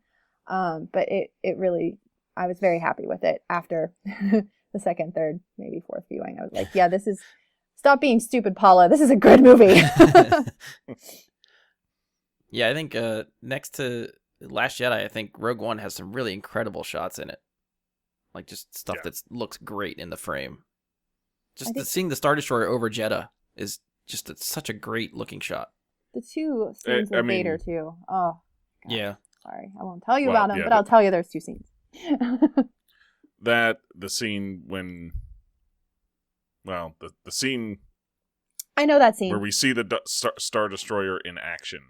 Let's say we won't spoil anything just in case, but when you see the Star Destroyer in action, that whole sequence is incredible. Mm. Rogue One appears on my list and is the only Star Wars movie on my list, and it's much higher. Okay, for me. So we'll get to that for me when the time comes. So I'll chime in just for it to make sense. This made one of my honorable mentions, and it is the only Star Wars movie that made any of the 15. Okay. And it is a standout to me because it was easy to divorce myself from the whole rest of the mythology. Yeah, that's fair. Yeah. I didn't need to care. Number one, you already knew what the end result was going to be. Yeah. Everyone knew what happens because there's not even ambiguity in A New Hope as to whether they make it or not, or like what the goal, especially if you knew kind of going in what the movie was supposed to be about. Yeah. You knew what the end resolution was going to be. You knew at least one major aspect of the plot, and knowing that, but assuming that I wouldn't really have to worry about what happens in the rest of the saga proper as a result of anything else that's going on, it was easy to just like sit back and enjoy this as a really good like space western adventure bandit. I mean, like throw whatever other like mix of genres in that you want to here. It was really enjoyable. Yeah, I agree. All right, so we'll go to Josh's number 7. I will try to keep my comments limited as much as possible on this one, even though it'll be extremely hard to do so. Number 7 for me is Guardians of the Galaxy Volume 2. Ooh. Really? Not right. one? Okay. Yeah. As much as I absolutely love the first one, there was, and still continues to be almost 3 years later, there's undoubtedly some emotional connection that I have to Volume 2, and I think it's mainly for the Rocket and Yondu, break-off storylines. Yeah, that was good. When I tend to think of my favorite parts of that movie and what really hits, I enjoy the Star-Lord track and his father and all that, but what sets the movie apart for me is Rocket's growth and Yondu's storyline. I mean, and Baby Groot, of course. It helps. Baby Groot doesn't hurt. It does. And the thing that I liked about that, I mean, since it was brought up, Baby Groot absolutely could have been so overdone in that movie. Oh, yeah. But I think it was used very effectively at the right times and in the right ways. Yes. Yeah. Without spoiling the whole sequence of him bringing them different things. Love it. One of my favorite Marvel moments of any of the comedic stuff they did. That might be my favorite in any Marvel movie. Yeah. There is a reason that I got a Yondu present Christmas pack from Paula this year, because she knows. There's a reason that I worked for 3 months and really wanted to do it for 2.5 years to make myself as Yondu as I could for Halloween this past year. You looked amazing. Well, thank you. For as much of a do-it-yourself, crappy cosplay type thing as possible. So yeah, it absolutely resonates with me every single stinking time. So I would freely admit that most people would probably say that, and even me to some degree, is the first one overall the better movie? Probably. Right. Amazing character development in that. Better overall plot. It's more layered. It is. But for me, for my favorites, 100% I kid you not. Granted, it was sort of in anticipation because I knew we'd be doing this today, but while I showered today, I put Volume 2 soundtrack on my phone in the bathroom. I might have to try that. I mean, the soundtracks from both of those movies are amazing, fantastic. Yeah. And they did a really good fucking job with that. Yeah, and I actually think I do I think I like the soundtrack from number 2 even better, even though the first one is really, really good. So that this will take a long time to not end up on a top 10 list for me. Gotcha. Yeah, it's always funny how when you finally sit down to think about your list and some of the stuff that you cut that you thought for sure would have just made it in immediately. Yeah. I agree. All right, so we'll go to my number 7. My number 7 is from 2017. It is Logan. It's another movie that I think is pretty heavy, but God damn it, if I'm watching an X-Men movie, I don't really want the fun ones. I want to watch Logan. I think Logan was really, really well done and such a good final movie for Hugh Jackman and that character and what they could do. And yeah, it's everything that you wanted Wolverine and Logan to be in the previous movies. Just they finally get a chance to do it. It's just somber and it's not a happy ending, but it's so fucking good what they give him to do. Yeah. Yeah, it's not necessarily the saddest ending either. Yeah. It's a heartfelt ending. It's a fantastic ending. But I wouldn't say it's the saddest thing. Again, without spoilers, fair. Yeah.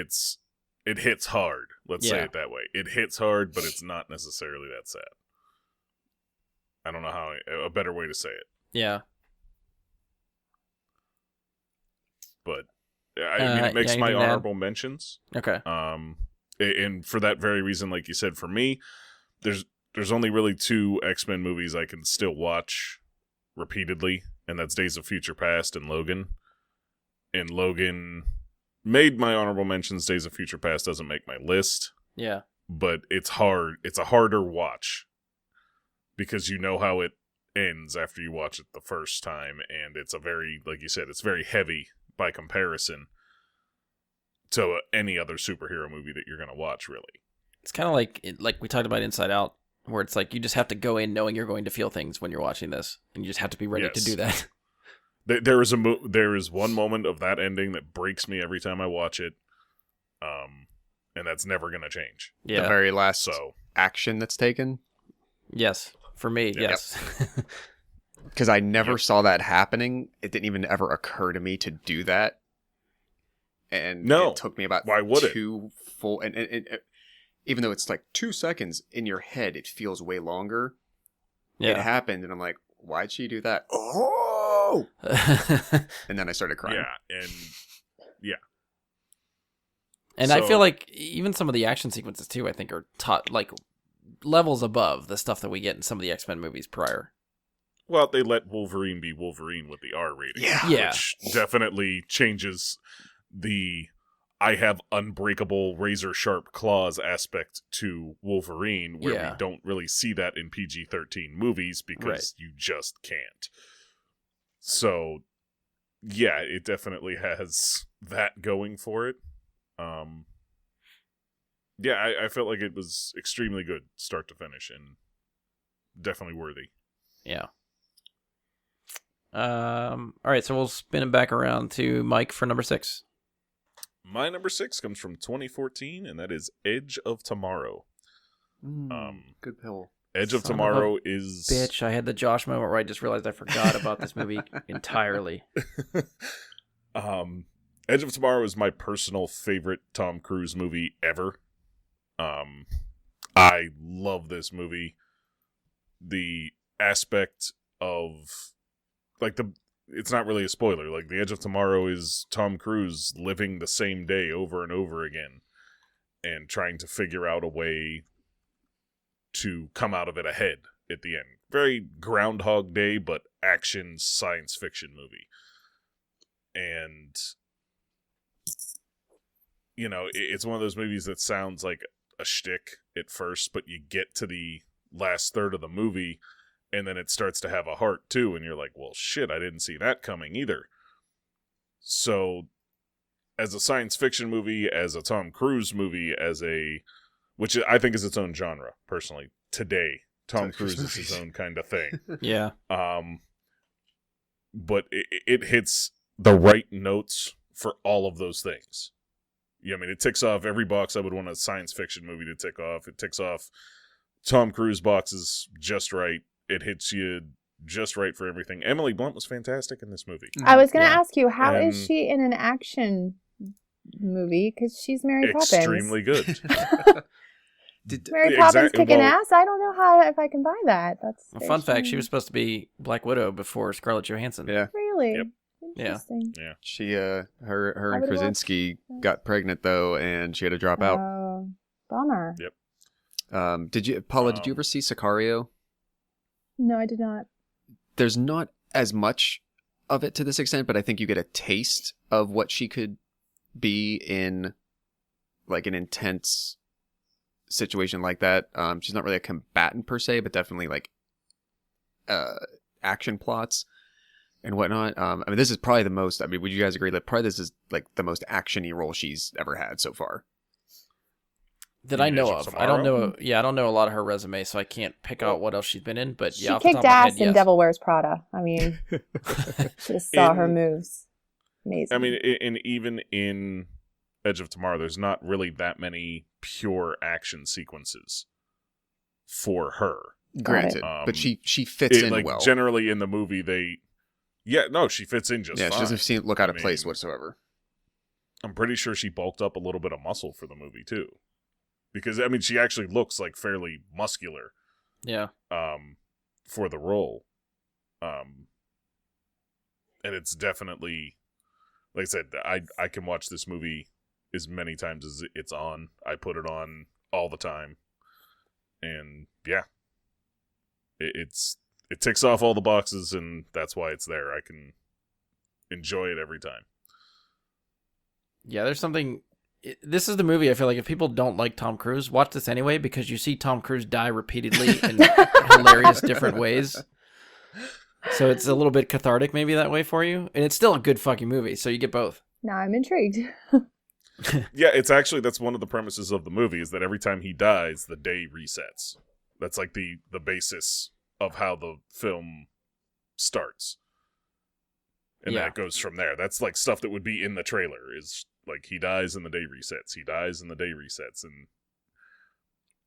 there's some of them that every time it just makes me laugh. Yeah. When he's doing, I'm not going to say what happens, but when he's doing the push-ups. Yes. And he tries something, it just, every time that just makes me crack up laughing.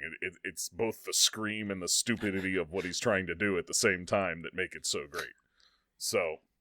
It's a different, like, Tom Cruise, I think, I can give him more credit for this movie than the fact that he actually tried to play a different character. He's not like the Tom Cruise action guy in this movie. He starts out at a very different place, and over the course of the movie gets to that point. And where he starts is not typical Tom Cruise. He's weaselly and like just kind of a dick, and he pulls it off too. Yeah, like for those portions of the movie, he pulls it off. Yeah, so he gets to be himself. Very nice. Perhaps. Excellent. Never met him. Yeah, this was definitely a fuck up on my part. This would have made my list, and whatever I was looking at, I did not immediately see it, so I did not add it to my first pass of what my favorites were. Well, you can always boot your number 15 off and make it your last honorable mention. Yeah, it deserves more than that, though. That's what I'm saying. It should have been in my top 10 for sure. To be fair, if any of the rest of my movies do that to you, shame on you. Yeah. Those two, the last two, I could see. They're periphery, but they're so fucking good. But the top 5 here, if you weren't aware of them, yeah, that'll be a shame. I've watched so it should be the last time I do it to you. Like I love that movie too. It's just that's a kick in the teeth for me. I missed that. I fucked up. Amend your list afterwards so you can remember what it actually was after you do the show. But that's the thing. As soon as I start editing, I'm going to start editing more things. I can't just move one thing out and put something else in. So it's going to be a whole other ordeal. That's fair. All right, we'll go to Paula's number 6. That would be from 2012. That would be The Avengers. Oh, nice. Okay. Yes. So I really wasn't into. I really didn't watch a lot of Marvel movies before this one came out. So blasphemy. I really wasn't invested. And then after I saw it, I'm like, what am I missing? Because when we started the podcast, we were talking about like the feels, and like I left the theater with so many feels from this movie. Also Loki. So side note, sidebar. But the movie itself was amazing, and I left like I need to watch everything that I haven't watched. So I've reinvested, and I'm so glad I did because the whole franchise is amazing. So I was more of an X-Men person growing up, so I never really, dived into any of this side of Marvel. So I had a lot to learn. I'm still learning a lot, and I have a lot of questions about superheroes and which ones I don't know and storylines and things like that. So I think, Brian, I always come to you with questions about this sort of thing. Yeah. Backstories and whatnot. So, but this movie really, I love it. We'll watch it anytime it's on, and it's on a lot. So wait, Paula, I didn't know that part of it. Did you not even see any of the Phase 1 movies? Like, was this your first of that? So when I started working for Disney, we had a lot of like Iron Man and Captain America product, and I'm like, you know what? I've never seen these movies.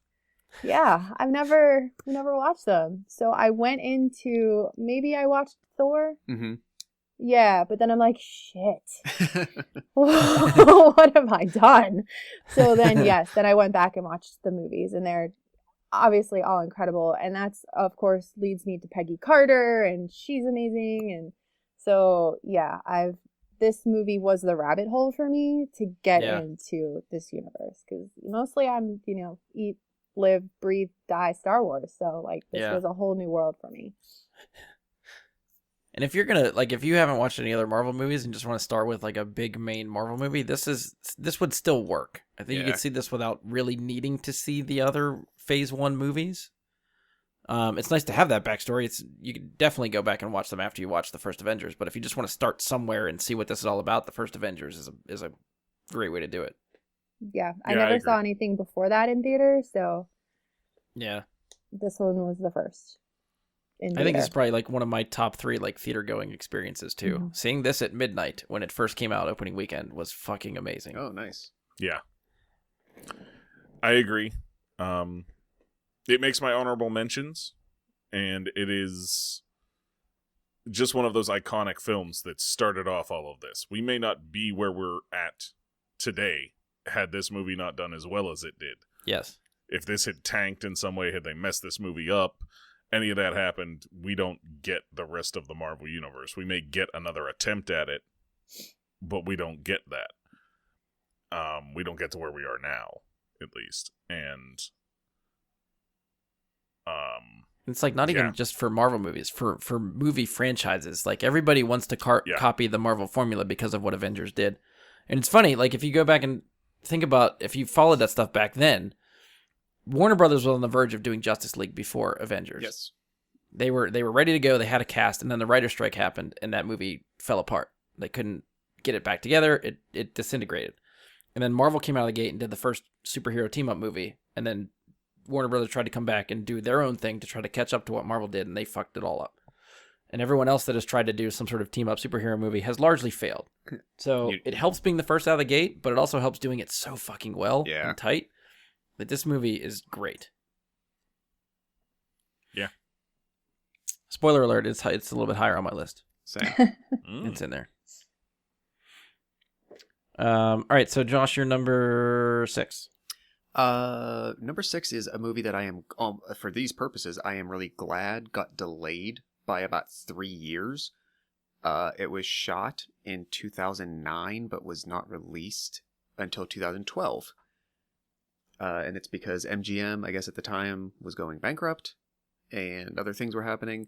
Okay. So it was a good timing based on what we just talked about for various people, because Cabin in the Woods still remains one of the most, in my opinion, solid turn a genre on its head movies that I've ever seen. And even with horror, where there's it's a different type, but like the ones that we've talked about already, where like you have a certain emotional reaction to something, horror can do the same thing, and even that can make it sometimes not as rewatchable, because you're not going to be able to recreate that sense of suspense and being tense. Cabin in the Woods is such a good mixture of a lot of things, with like off the wall left turns and comedy, and it's basically a horror movie, but it's so freaking good. After it came out, it was such like a limited theatrical release that I didn't catch it in theaters, but saw it soon after that. It actually came out like a month before Avengers. So luckily, with that whole delay, like Chris Hemsworth was able to build up the notoriety from his, short turn in Star Trek, which then got him to like Red Dawn, got him to Thor, and then he shows up in Avengers, and so it's good timing that they can capitalize on that. But the whole thing of it together, like I could absolutely watch this movie anytime. I know we've talked about Josh. Yep. I know this is one you want to get me to watch, so I have not seen it yet. This is my second selection for our Fast and Furious Pact. Yeah, so I can't contribute to this discussion yet. But I've heard good things. It is definitely more... It rides that horror comedy line, and it definitely knows it's a comedy as much as it is a horror. And it does it so well. I mean, it really does. It is a very... So, if you think back to, like, Scary Movie and all the things that Scary Movie did wrong, but also... Like, Scary Movie was its own thing at its time. And this took the idea of, like, doing a parody of horror movies to a whole nother level, to a whole nother realm. And it winds up being, like Josh said, one of those movies you can always watch. And after seeing what a parody of a horror movie can really be like, going back and watching something like any of the Scary Movie films is just a joke at this point. So they're like a bad joke, and this is a very well thought out and intelligent joke. Yeah, I would say, and I agree with that, but I think I personally would caution, or I wouldn't necessarily call it a parody per se. I think it did, and here's why. I think in the way that Scream deconstructed the horror genre in a way to present something new and different by acknowledging the framework and the tropes and everything that had come before it. Cabin in the Woods didn't necessarily do that from a commentary standpoint, but they used the evaluation process the same. They looked at, like, how do you make a horror movie? Now, how can we flip that on its head? Like, to me, it is still a horror movie, and it's not really a parody. It found ways to interject other elements by studying what the typical elements are. But in my eyes, it's not per se a parody for me. I see it as a dark comedy parody more than horror, personally. I mean, it's definitely something that can be seen in multiple ways, I think, because of what it does. And again, we're not spoiling anything, so the fact that we're having a discussion like this about it can tell you how different it is from your average horror Correct. movie. That's fair. And that is my piece. Paul, I'm assuming you haven't seen this one either. Nope. Okay. Just But checking. thanks Chris for asking. Hemsworth's in it. Is he? Is Yeah, Tom Hiddleston he's- in it? Then no. Yeah, he is actually. Is he really? Stop. I mean, if we want to get Paula to watch a movie, All you have to do how. is say Tom Hiddleston. He appears. I know. And just You hope have she You doesn't have to check watch very IMDb or anything closely. before she... You have to watch very closely for the appearance. Paula, I remember how you reacted to Crimson Peak. So even with Tom in this movie, you would not like it. Thank you. That's fair. I'm like, we're going to see what now? With what now? Oh my. All right, so we'll move on to my number 6. My number 6 from 2017, Blade Runner 2049. Ooh. I had to give Nice. Denny V some spots on my list. If you remember, Arrival did make my top 10 for whatever year that came out, and this one made the top 10, my favorite movie the year after. Arrival does not make my list. It didn't feel as rewatchable to me as this one does. So I just tried to stick it to one, and Blade Runner, it's a 3-hour movie, so it's not as rewatchable as I would like it to be just because of length. But just the style of it, the mood, everything about the first Blade Runner is, I think, ramped up in this one, and I just freaking love it. Everything that they did, the twists of the movie are great. You think you're going one way, and then it spins on its head and goes another way. You find a good way to bring Harrison Ford back and work him into the story to keep it interesting. Gosling's amazing. This is my first exposure to Ana de Armas from Knives Out. So she was great in this movie too. Don't discount Dave Bautista.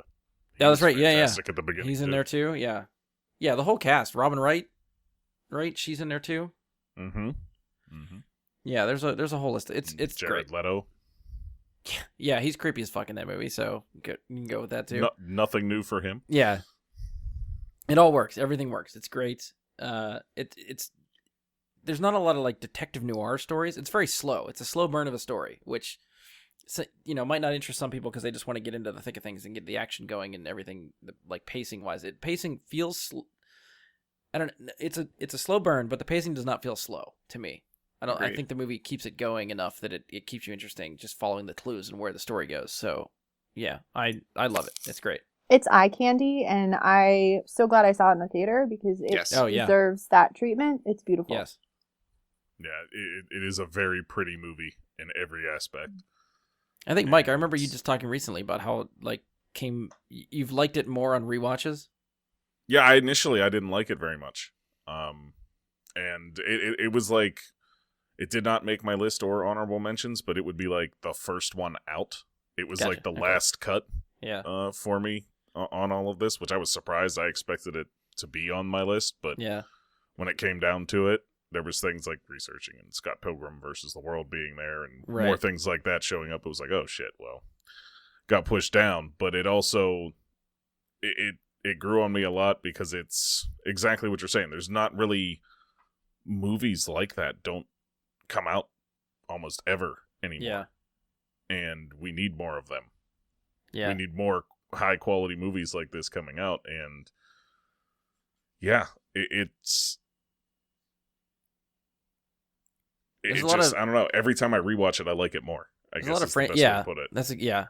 And there's a lot of franchises, I think, that have failed to try to revisit the well of like, hey, let's revive this thing and make a sequel that's somehow still connected to, like, Men in Black fell flat and some other ones that I can't immediately think of. But this one, I don't remember it making a lot of money at the box office, but I think it deserved to make a lot more, and I think it deserves to be seen. For anyone that just didn't go see it at the time it was released, I definitely think it deserves a watch. Yeah. All right, so we'll move to Mike's number 5. My number 5, 2019, Endgame. I'm surprised this wound up only at number 5, but again, when you make your list, things happen. They end up where they end up because they end up where they end up. We just recently, if you listen to our top 10 of 2019, you've seen it was at the top of my list and Brian's list and I believe Josh's list too.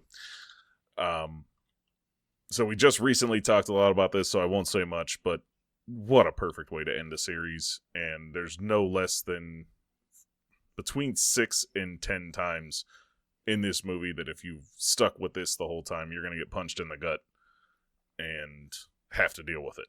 Yeah. Including during the credits. Yeah. Like it's so. That's a good point. Yeah. We've talked a lot about it recently, so I won't say much. Yeah. So the only thing I will add is that this is my number 5 as well. And I realized going through the evaluation for this, most of what my analysis was tripping into was recency problems. Things that came out in 2010, 11, 12, 13, they've had many, many years to build up the status in my head that they have. Sure. So on the one hand, I'm admittedly saying like, yes, I still have like a recency in love issue with this. But ask me again in 5 or 6 years, I doubt this would leave the top 10. It might slightly reshuffle, but I doubt it'll not be there anymore. Yeah. I could only see it going up, which is why it's where it's at. Like I can't see this movie going down in my frame of mind down the road. That's fair. Yeah, as much as the obvious choice was for me to put it in my list, I did not, only because I was trying to limit appearances by franchises and stuff like that. So I gave the spot to the first Avengers, which is a little bit higher on my list. I think it's just more, when I was thinking about rewatchability, I think the length of time for the movie was the part that the biggest hang up for me. If I'm just going to look for a tight 2-hour movie from Marvel that I want to watch, the Avengers is the one I'm putting on. And that's not to take away from Endgame. I think Endgame is maybe better movie just for all the stuff that it wraps up and the culmination of the 22 movies and all that stuff. But again, just if I'm just looking for something to watch and just put on to throw something on and get that enjoyment out of it. Because Endgame is really good, but that's another one where you have to expect to get the feels out of it. Like you can't just watch that and not feel anything. And I think Avengers is just such a fun movie that's the one I kind of gravitate more towards. So that's the one that made the list for me. All right. I would just like to add what he said. Thank you, Brian. All right, so yeah, sure. We'll go to Paula. Your number 5. My number 5 is from 2013. It is Frozen. So I've actually, even before they started with this movie, I was stalking the concept art because this was actually supposed to be a Disney movie back in 1943. So it was really interesting that, it was actually shelved. It's a Hans Christian Andersen story of the Snow Queen. And it was something that Walt wanted to do, and it never made it to fruition. So I was really excited when they decided to bring it out of the vault and start working on it. And I literally have watched it from conception, from the original artwork, that anything that they could possibly like feed us and leak to get you excited about the fact that they were making this movie, I was completely and totally into. And then when it came out and the story was amazing and the animation was outstanding, the fact that they had to animate ice moving, like making, out of her fingers, like it was incredible. So Idina Menzel, she was in, she had just made the movie Enchanted, and she was so cute in it. And I didn't know much about her other than her Broadway work. So obviously the song, I mean, everybody sang it until it was sung out. But, I'm a 35-year-old woman at the time singing, Frozen songs in my car. It was amazing. So this movie just did everything for me, from visually to the story about two sisters. And the love of the story was between the two sisters. You didn't have to have a prince. The prince, well, no spoilers. So, oh, wow, that almost slipped out. If you haven't seen Frozen, please do. But no, the story itself was amazing. And that's why it beats Avengers and Rogue One, because I've been obsessed with this movie for a long time. I was going to say, Paula, you could just refer to that part as the twist of the movie. The twist of the movie. Thank you. I haven't been podcasting as long and as much as you guys, so words like that are important. So the twist of the movie is something that you need to see. Yeah. But even Josh Gad as Olaf, like, his song in it was hilarious. And Kristen Bell as Anna. I mean, the movie itself, they do so much research into like that, where they're going and where they want it set, and they send the animators there, and it was just stunning. It's just a beautiful movie. Yeah. I just wish some really people like that one too. Yeah, some people just need to get out of their heads that it's like a Disney animated movie and just go to see a movie that is just a great story. Well, like you talked about too, I think a lot of these animated movies are, yes, geared towards kids, but they put enough in there for adults that if you're taking your kid, you still get that much more enjoyment out of it. So the preconceived notion of like animation is for kids is fucking bullshit. Just agreed. Go see these movies. I think you appreciate them more as adults anyway. Frozen's good. There's one part of Frozen that I always remember is the freaking guy from the shop that has the big summer blowout. That's the guy that I always think of when I think of Frozen. Yeah, like the different departments within the little bitty one room cabin. I actually have that in a Lego set. That's amazing. Josh, Mike, anything to add for Frozen? I enjoyed it. No? Okay. Yeah, it was good. All right. Josh's number 5, we talked about Avengers Endgame. My number 5 is from 2011. This is Real Steel. The fighting robots with Hugh Jackman is, to me, again, when I'm thinking about rewatchable movies, it is instantly rewatchable for me. Anytime this is on, I will watch it. It's a fun movie. It's got an amazing, maybe surprising heart to it that I think is done really, really fucking well. The end of that movie hits me every time. It doesn't matter how many times I've watched it. Every time it's on, it hits me. And, the gimmick of like this robot fighting league that has built its way up to be the entertainment, replacing wrestling. It's just these robots just want to kill each other. But yeah, it's so good. If you haven't seen it, I highly recommend checking it out. Hugh Jackman's in it. Evangeline Lilly's in it. I can't think of the kid actor that's in it, but he's really good. Anthony Mackie's in it. I think it's directed by Sean Levy, who has been involved with Stranger Things for a while, so he's got that kid kind of heart to a lot of his stuff. He's another director that I like to follow and see what he's done, because he's done a lot of good stuff too. I feel like it's a movie that's been overlooked, and not a lot of people watch it or know about it, so I'm trying to at least give it some limelight. I definitely highly recommend it. Check it out. It was fun. Seen it? You've seen it? Okay. Oh yeah, I've seen it. It was. I don't obviously hold it in as high in esteem, but I enjoyed it, and I don't remember anything bad I could have to say about it. Yeah. But I've only seen it maybe twice, maybe just once. I mean, it's from 2011, so it's been a while. Yeah, yeah, I wouldn't have a lot to add because it's been a long time. Yeah. Anybody else? Anything? Nope. Hugh Jackman is a beautiful man. Yes, that's true. Yes. All right, so we'll go to Mike's number 4. My number 4, from 2016, is Deadpool.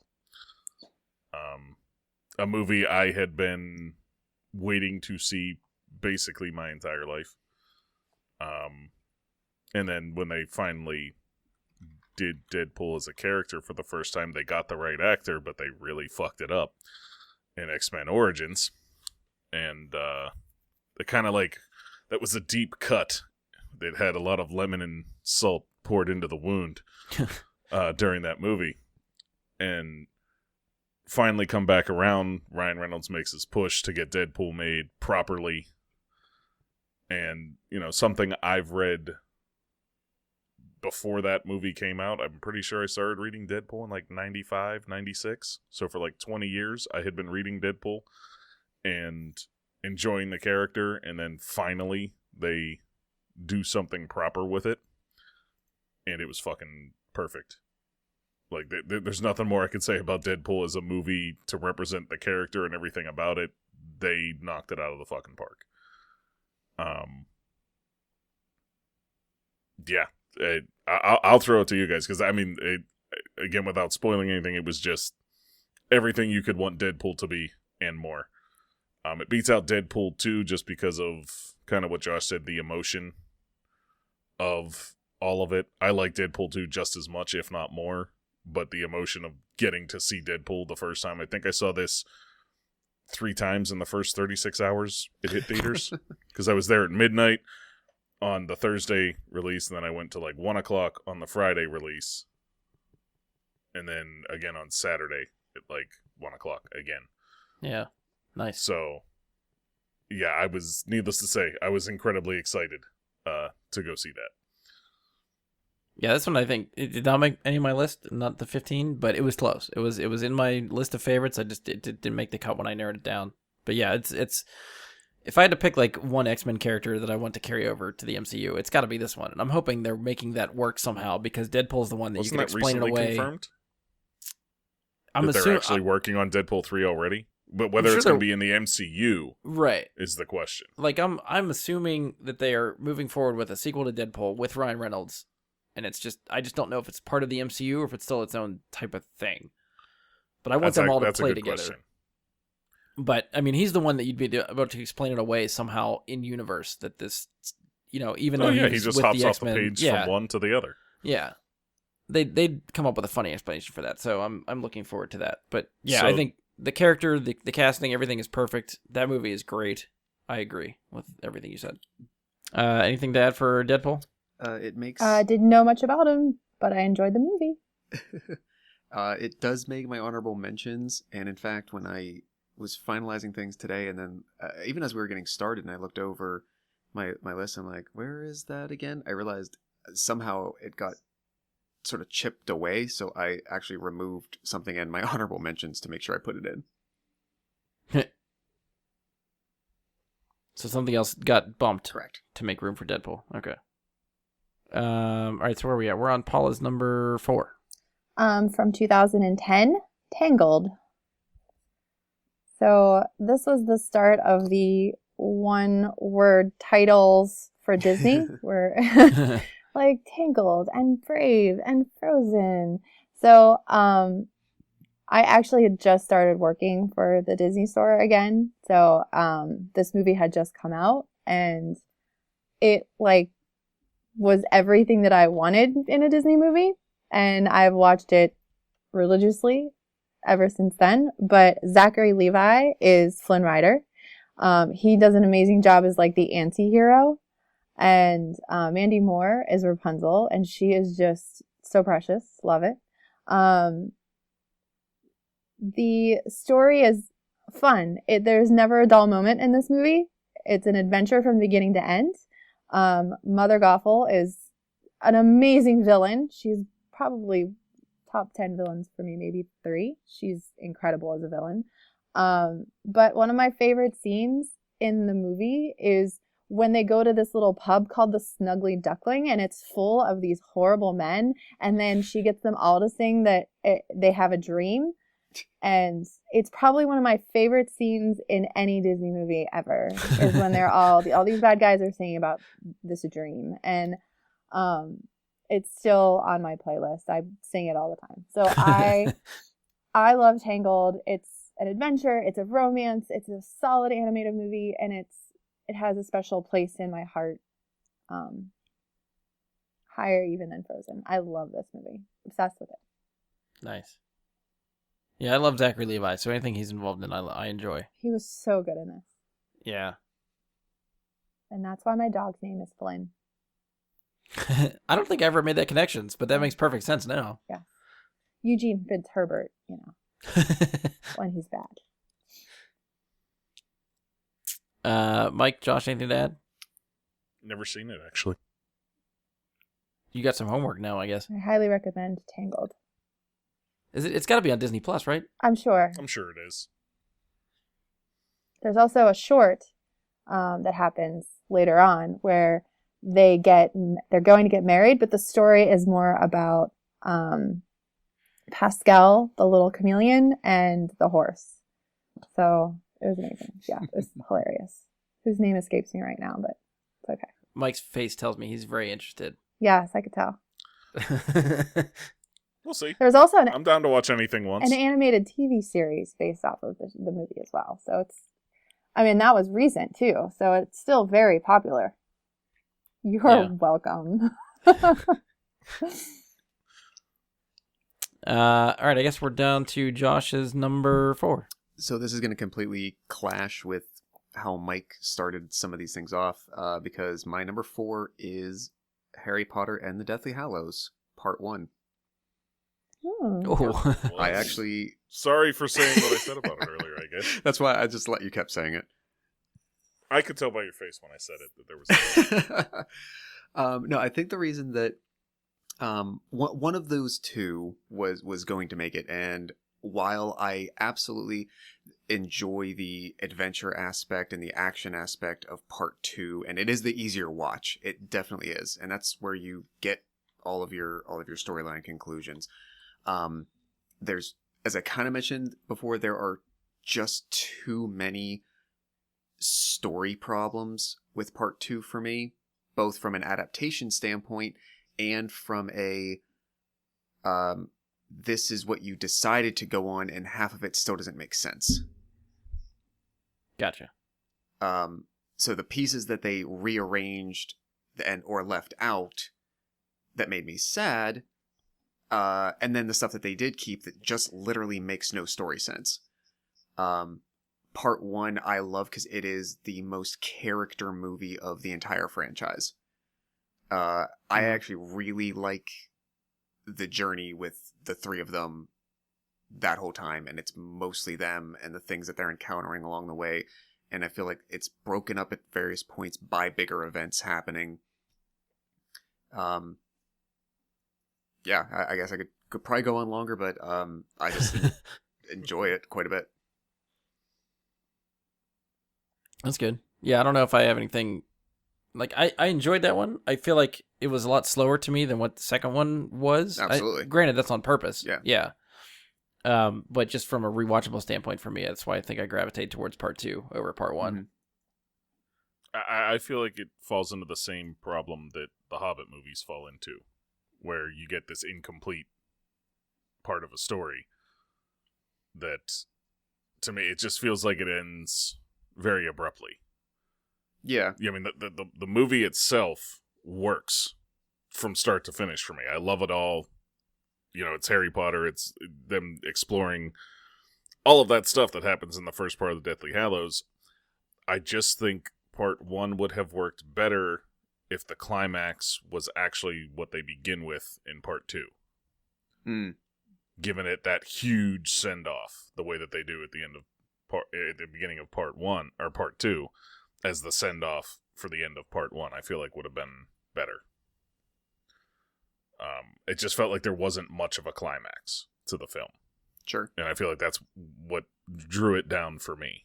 I look at them, as we stated beforehand, as one story, which is kind of what I mentioned to Brian, and I wasn't allowed to use both, so I had to choose one or the other. So it's not really knocking it down as a movie. It's just they had to end somewhere so they could start the next film somewhere, and I feel like they just made the wrong choice. It's not anything that I actually have a problem with it other than that. It makes me really wish I remembered the end of that. We're not doing spoilers. Yeah. It was very dark, though. I remember it being dark. It was a sad ending to the first part. It was a sad way to end, and you kind of left on a bummer when you left the theater. Like, yeah, it was nowhere near the bigger bummer than Infinity War was. Yeah, but see, I disagree, because, like, for me, I enjoyed that ending to Infinity War because I knew what was coming. I didn't know where they were going to end part 1 when I saw it in the theater the first time. So when it ended, it was kind of like, aw, why didn't they do that scene they started part 2 with? Whereas I knew I knew what that ending was going to be. I knew exactly where they were going to end it, exactly why. I knew what was going to happen. And like I said, then it's very much in pop culture now how Infinity War ends, but I won't spoil it. Nonetheless, I enjoyed going to see it, knowing going in that there was going to be a lot of upset children. And I still remember, like, the theater reaction. There was actually somebody at the end when Infinity War hit the credits that yelled, "What the fuck?" because they didn't want the movie to be over at that point. But at the same time, it's like, you're 2.5 hours in. What did you expect? Mm-hmm. Yeah. That's the end. But to me, that reaction from the crowd and, like, laughing internally, knowing what was about to happen, I think it worked for me. More than this one did. Just because I didn't know where they were going to end it. Had I known where they were going to end this one, it may have been more okay with me. But, again, I think they could have had a better choice by just taking and shoving that beginning of 2 onto the end of 1, and it would have ended better. Yeah. Okay. Paul, you have anything to add for part 1? Nope. Okay. Just checking. Thanks. So we're on to my number 4. My number 4, we already talked about, was the first Avengers. So that's where it finally fell on my list, was number 4. So back around to Mike for number 3. My number 3 is Rogue One. We've already talked about it, so I will pass it along again. All right, so that brings us to Paula's number 3. 2019, The Rise of Skywalker. Without beating a dead Skywalker. I think if this had a different ending, it would have been my number 1. 'Cause I enjoyed it a lot. Some parts more than others, but I think we've had so many conversations about this, and if you haven't, please listen to Bry Guy and his Super Friends, as we discussed a couple of weeks ago. Yeah, if you're listening to this and haven't listened to the other ones, I don't know what's wrong with you. But I mean, I'm living in the age of Star Wars, so the last 3 were the easiest for me to pick. So I had to decide which ones I wanted to place where. And again, if this one had a different ending, it would have been my number 1. Yeah, I don't know. I'm sort of like what Paula mentioned. I don't know how much we want to dive into it, because it's always a discussion that turns into like it's a big one. Yeah, we open the can of worms with Star Wars when we start getting it. Like, it obviously did not make my list. If you listen to the reviews, you know where I fall on it and why it's not really on my list. I think the potential, again, coming off the potential of what Force Awakens did, Last Jedi kind of kicked those expectations in the teeth and gave you something else, and I was still excited to see where it went, and then I just felt like Rise of Skywalker dropped the ball, so it did not make my list. It's the end of the Skywalker saga. It's an important storyline. There are things I loved and things I didn't agree with, but in the end, I still walked out of the theater all 3 times with more feels, every time I walked out, more feels than the last. So that's important to me. And, you know, it would have dropped a lot lower if it didn't do those things for me, but it totally did. And that's why even with the ending that it did have, and just like Rogue One, it had to grow on me. But yeah, that's why it is my number 3. Fair enough. Mike, I don't know if you want to add anything quickly? Quickly, she said if it had a different ending, it would place higher for her. I would actually disagree and say if it had a different beginning and middle, it would place higher for me. The ending I would have been more okay with if the rest of it was better. That's fair. But Josh, anything to add for Rise of Skywalker? Okay. So we're on to Josh's number 3. I kind of was surprised that this landed as solidly for me as it did, but screw it, I don't care. It is just unapologetic on this. Captain America: Winter Soldier.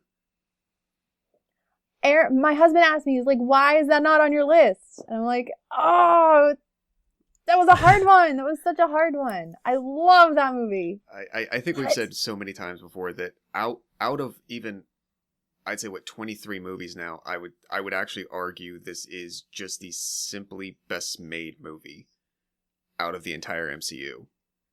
Some are bigger in scale, like Endgame or Infinity War. They're grander, they're more epic. But in terms of a standalone, really solidly made, even like Hollywood should have given it props for it. I think Winter Soldier just still stands out. You barely need any backstory. You need only like a minimum to walk into it, and it's just solid from beginning to end. This was a tough one. If I was allowing myself more Marvel movies, this would have definitely made my list. And definitely probably top 3. Yeah, I was... Because I'm with you. I think this is a fantastic movie. Yeah. Mike, Paul, anything to add for Winter Soldier? So good. Agreed. The story from beginning to end, just amazing. Yeah. I would say the same thing you did, Brian. I don't think it makes as high on my list as top 3, like you said, but I said it would have made my top 3 if I did it. That's what I mean. Like, for me, it wouldn't. Okay. But it's also a matter of, are we going to inundate our list with the MCU and Star Wars and let them dominate the list? Or, I mean, for me, honestly, I feel like it still wouldn't make my top 10 from the last 10 years, but it may have made my honorable mentions. Okay. I tried to make this as like the honest truth as much as I could with what I was going to do, but there's still that overlying factor of like, if this is just Captain America and Avengers and Avengers and Avengers and Avengers, it's going to be like, well, this is not much of a list. Right. I think that's still in the back of your mind, whether or not you want it to be there or not. Yeah, this was between Infinity War, Endgame, Winter Soldier, and the first Avengers were the ones I was tossing around from the MCU that I wanted on my list, and just Avengers was the one that won out for me. This could have easily made it in the list too, yeah.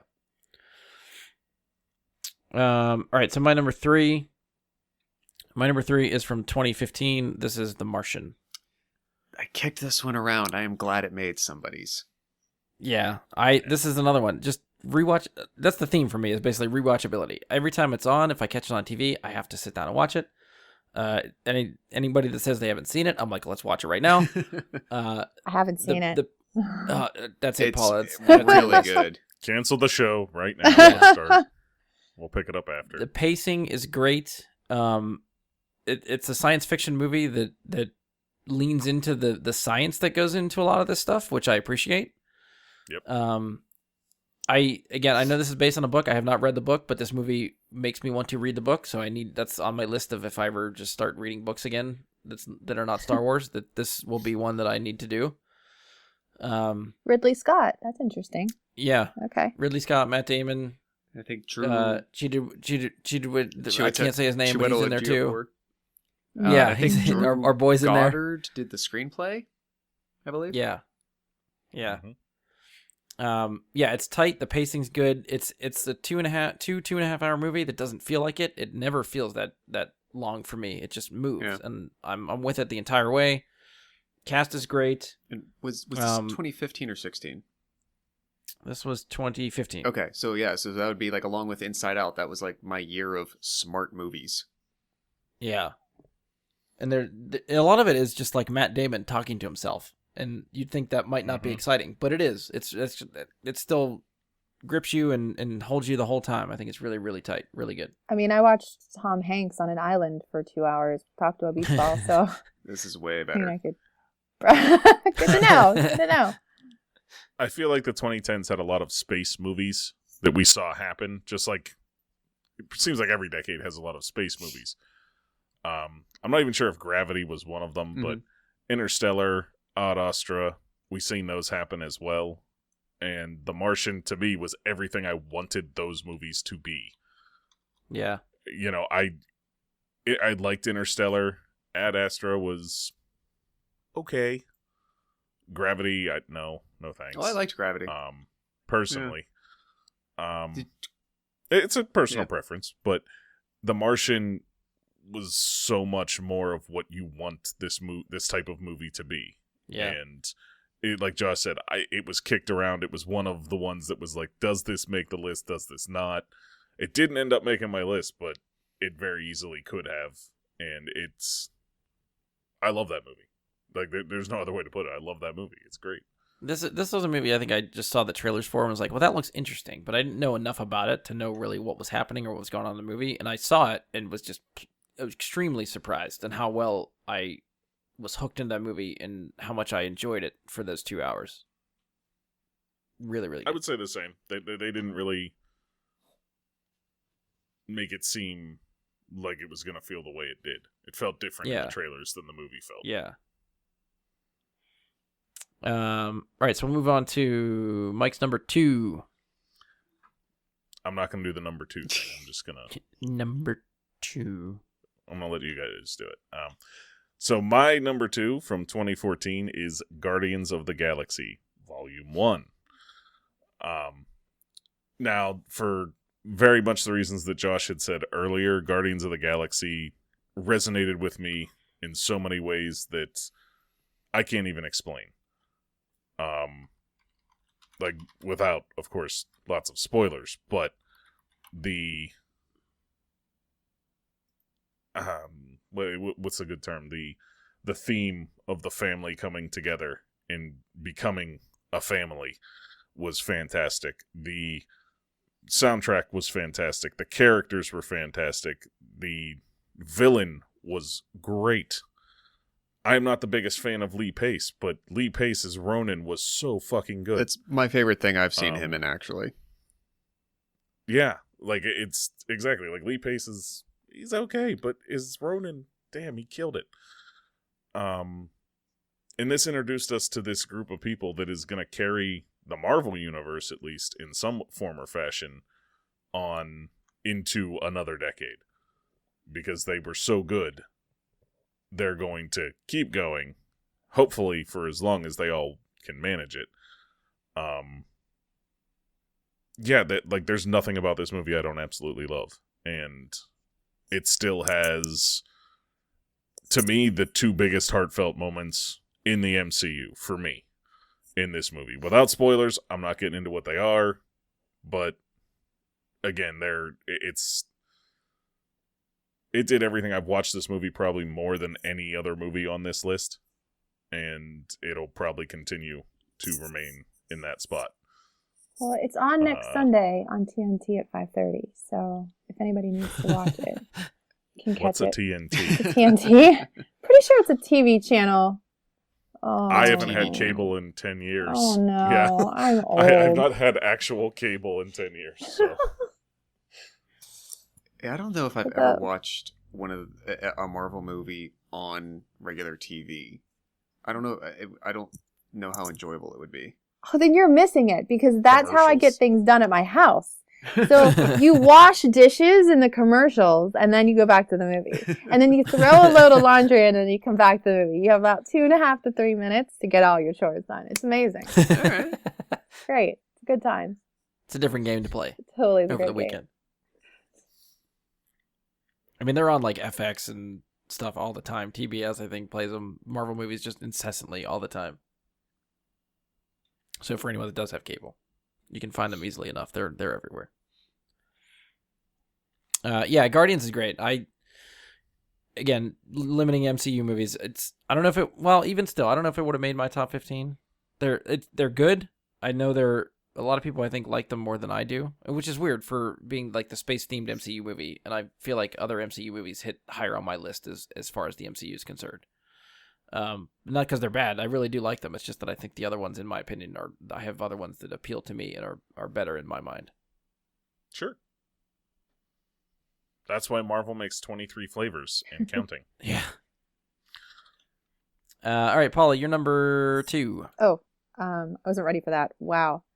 It would be, and this was really, really hard, but I decided to make The Last Jedi my number 2. Ooh, 2017. surprising. Yeah. I love the character development that they brought to Rey and Ben Solo, and the whole cast is amazing. And then we've already talked about how beautiful and eye candy the movie is. And I don't think Rian Johnson can do anything wrong in my eyes. So, yeah, so it is my number 2. Okay, nice. Yeah, I, again, was trying to limit myself to one Star Wars movie, so I gave it The Force Awakens. I was debating whether or not I wanted to put Last Jedi in my honorable mentions, but I did not. I'm going to let something else in my honorable mentions instead, but it was right on the cusp, because I think it deserves it. I wanted to just put it in there, but it's a middle movie. I mean, there's some deep stuff in there. It's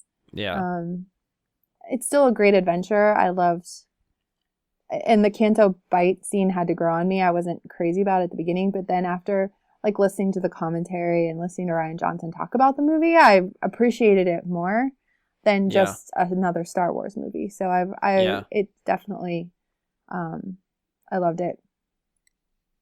Yeah, it's something to be said. I think like just hearing the directors talk about the Star Wars movies, JJ has a lot to say. I think he answers some of the questions and stuff, but Ryan went so in depth for what he was trying to do in The Last Jedi, and just listening to him talk and field questions about why certain decisions were made. Anything you don't agree with, he has an answer for, and his answer completely makes sense. Yes, and it works for what he's trying to do. And I would highly recommend anyone that doesn't think highly on The Last Jedi to at least watch with commentary or watch the documentary that's with the movie that follows Ryan making the movie, because I think it fleshes out a lot of, because the stuff you don't like, he struggled with those decisions trying to decide what to do anyway. Just as much, you weren't sure if you like them or not. He felt the same way. So seeing how he landed on what he did and how that story came together, I think is very interesting. Yes, well put. Yeah. Mike, Josh, anything to add for Last Jedi? Nope. No? Okay. Nope. Josh, number 2. Number 2 is Inception. Ooh, okay. This was one of the most unique movies I think that has ever been made, definitely by concept. And I think the way it was executed and pulled off was, especially given the complexity of the layers of it, was so unique. Just I've never seen anything like it before or since. The actors are Can't argue. The actors are great. I love the ensemble. Everyone worked well together. Like people that you just wouldn't think about, like throwing Leo DiCaprio with Ellen Page and Joseph Gordon-Levitt, like Tom Hardy, freaking Cillian Murphy. Like it worked. I just love the originality of it. This was another one that I had thought was longer ago than it was when I looked things up, and it was that was in 2010. Holy shit! Well, I think it was like summer, but when Brian, when you asked us about this, there was like 2 or 3 that immediately jumped in my mind that I never disabused myself of. My number 1, it was the same. It never moved. Inception was another. Like immediately was in my head. I'm like, there's no way that's not making at least the 10. Right. Well, good that you were that solid about it. That's cool. Yeah, I like this movie. I remember watching it a good bit when it first came out, even rewatching it when I first bought it. And I don't think I've revisited it probably since then.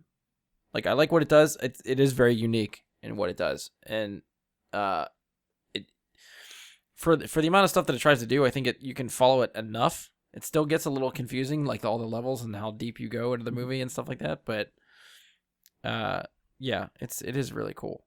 I'm interested to see what, like, this is one of those movies for Christopher Nolan that you realize he just does some weird stuff that's very unique, and if you're into that, then you start to follow him. Like, even what he did with, like, Dark Knight and Batman was cool, but it didn't give him a chance to really, I don't know, I guess, flex his director muscles and, like, get really unique with some of the stuff. This movie did that. Oh, yeah. Like, even if you had seen Insomnia or, like, The Prestige previously, this was the first one of his that told me, like, wow, not only can he write something original, but he can make it look exactly how he wants. Yeah. And this is the movie for me that, like, looking at the previews for Tenet, like, that's the one that comparing it to this is like, okay, well, if that movie turns out to be like what Inception did, then that movie's going to be amazing too. Yeah. All right, anything else to add for Inception? I did not see it. Oh, see? You're going to have to add that one to the list too. Yeah. I feel it's fun to me that I feel like whenever we do these with certain people, that hopefully they come out with like a homework list of like, we need to sit down and watch these movies, because that's just fun. I watch a lot of Disney movies. Nothing wrong with that. Now, see, we'll broaden your horizons a bit and get you different stuff to watch. Not that that's bad, just to try a different avenue. Yeah. Number 2 for me is from 2018. It is Into the Spider-Verse. Wow. I had to. I freaking love that movie. We've raved about that movie for one of the, probably, I guess, the favorites of 2018 that we did, because that made my list. I think at the time we did that list, it came out in December. I think I was the first one to see it before everybody else, so it made my number 2, I think, that year, and no one else had seen it yet. And then since everyone has started to see it, you start to see how good that movie is. And it's weird having to say that about a Sony-produced Spider-Man movie, but god damn it, it's so good. It is very good. This is another one I would say would fall in that top 20 if we had top 20 for me. Yeah. It would be right there among like Blade Runner, and is like things that got left out, that it was like trying to find a reason not to leave it out, and it was like, well, this or this, which do I do? Right. So yeah, I mean, I'm a big Spider-Man fan. The animation style for that, the colors, the actors, everything in there, I think it's great. And I am excited to see where they go. I'm hoping Sony doesn't fuck it up, because they're notorious for doing that for Spider-Man. But this definitely blew the doors off of Spider-Man for this animated universe. So, and they're spinning off into all kinds of other stuff. So I want to see what they do. I'll be watching it, but I have lower hopes for that stuff than this one. And of course, I didn't come into this one with very high hopes either, because I wasn't sure what it was or what they were trying to do. But this really surprised me. So I'm hoping everything else they do from here on out with this does the same. But yeah, if you haven't checked it out, definitely. And if you like comic books and superheroes, Spider-Man especially, give it a shot. Agreed. We're still having conversations. It's a can't-miss movie. Yeah, we're still having conversations about it at the store, like how good this movie is, and the product still coming in from this movie is. Oh, nice. I mean, it's just a little over a year old, isn't it? Because it was like Christmas. It was the end of 2018. Yeah. Yeah, it was like the very end, so it's just a little over a year. Oh, we have a set with Night Monkey. I think that was amazing. Oh wait, you're talking about Far From Home? Oh wait, no, wrong one. Yes, Yeah, no, we still have Miles Morales at the store. I'm sorry. Okay, wrong one. Yeah. Yeah, too much Spider-Man in too short a time. Wow. Yeah. My Spidey webs are crossing. Yeah. All right, we'll flip back around to Mike for number 1. Number 1s now. This is the exciting part. We get to really find out about each other. Yeah, all this build up. Number 1 for me. I think I knew this from the moment that we started discussing doing this show, and I'm sure I told Brian at least once, but number 1 for me is Mad Max Fury Road. Wow, okay. Yeah, I don't think I knew that. Absolute landslide. There was no doubt in my mind as soon as we started talking about it that was my number 1. This movie, I mean, from the intensity from start to finish to the stories that they're telling in a Mad Max movie actually having real depth. I mean, there's a reason. I mean, I don't recall whether or not this won. I believe it won the Academy Award that year. It did not win Best Picture. It didn't win Best Picture, but it was nominated for and it swept almost everything else it was nominated for. Yeah. There's a reason. Like, the old Mad Max movies are fun, cool science fiction type movies, but they did not have the depth of character or story that this movie had. And I still love those movies. But this hits, again, it's one of those movies that ticks every box for me. I love the post-apocalyptic setting that it takes place in. I love the style. The story itself being, like I said, so much better than you expect it to be. Tom Hardy's fantastic here. Nicholas Hoult is fantastic. Charlize Theron is fantastic. And honestly, you probably get the best performance of Nathan Jones's career. Not that many people even know who Nathan Jones is, but he's that big, giant, bald guy you see in a lot of things that has all the muscles and doesn't ever really say or do much except punch things. But he actually does fairly well with acting here. Yeah, like I knew as soon as we started talking about it, this was going to be at the top. And for all those reasons, like I said, from start to finish, this movie, I mean, it starts with Tom Hardy running away, basically, on foot. And it just leads from there, shortly thereafter, into basically one long car chase for the entire movie. Yeah.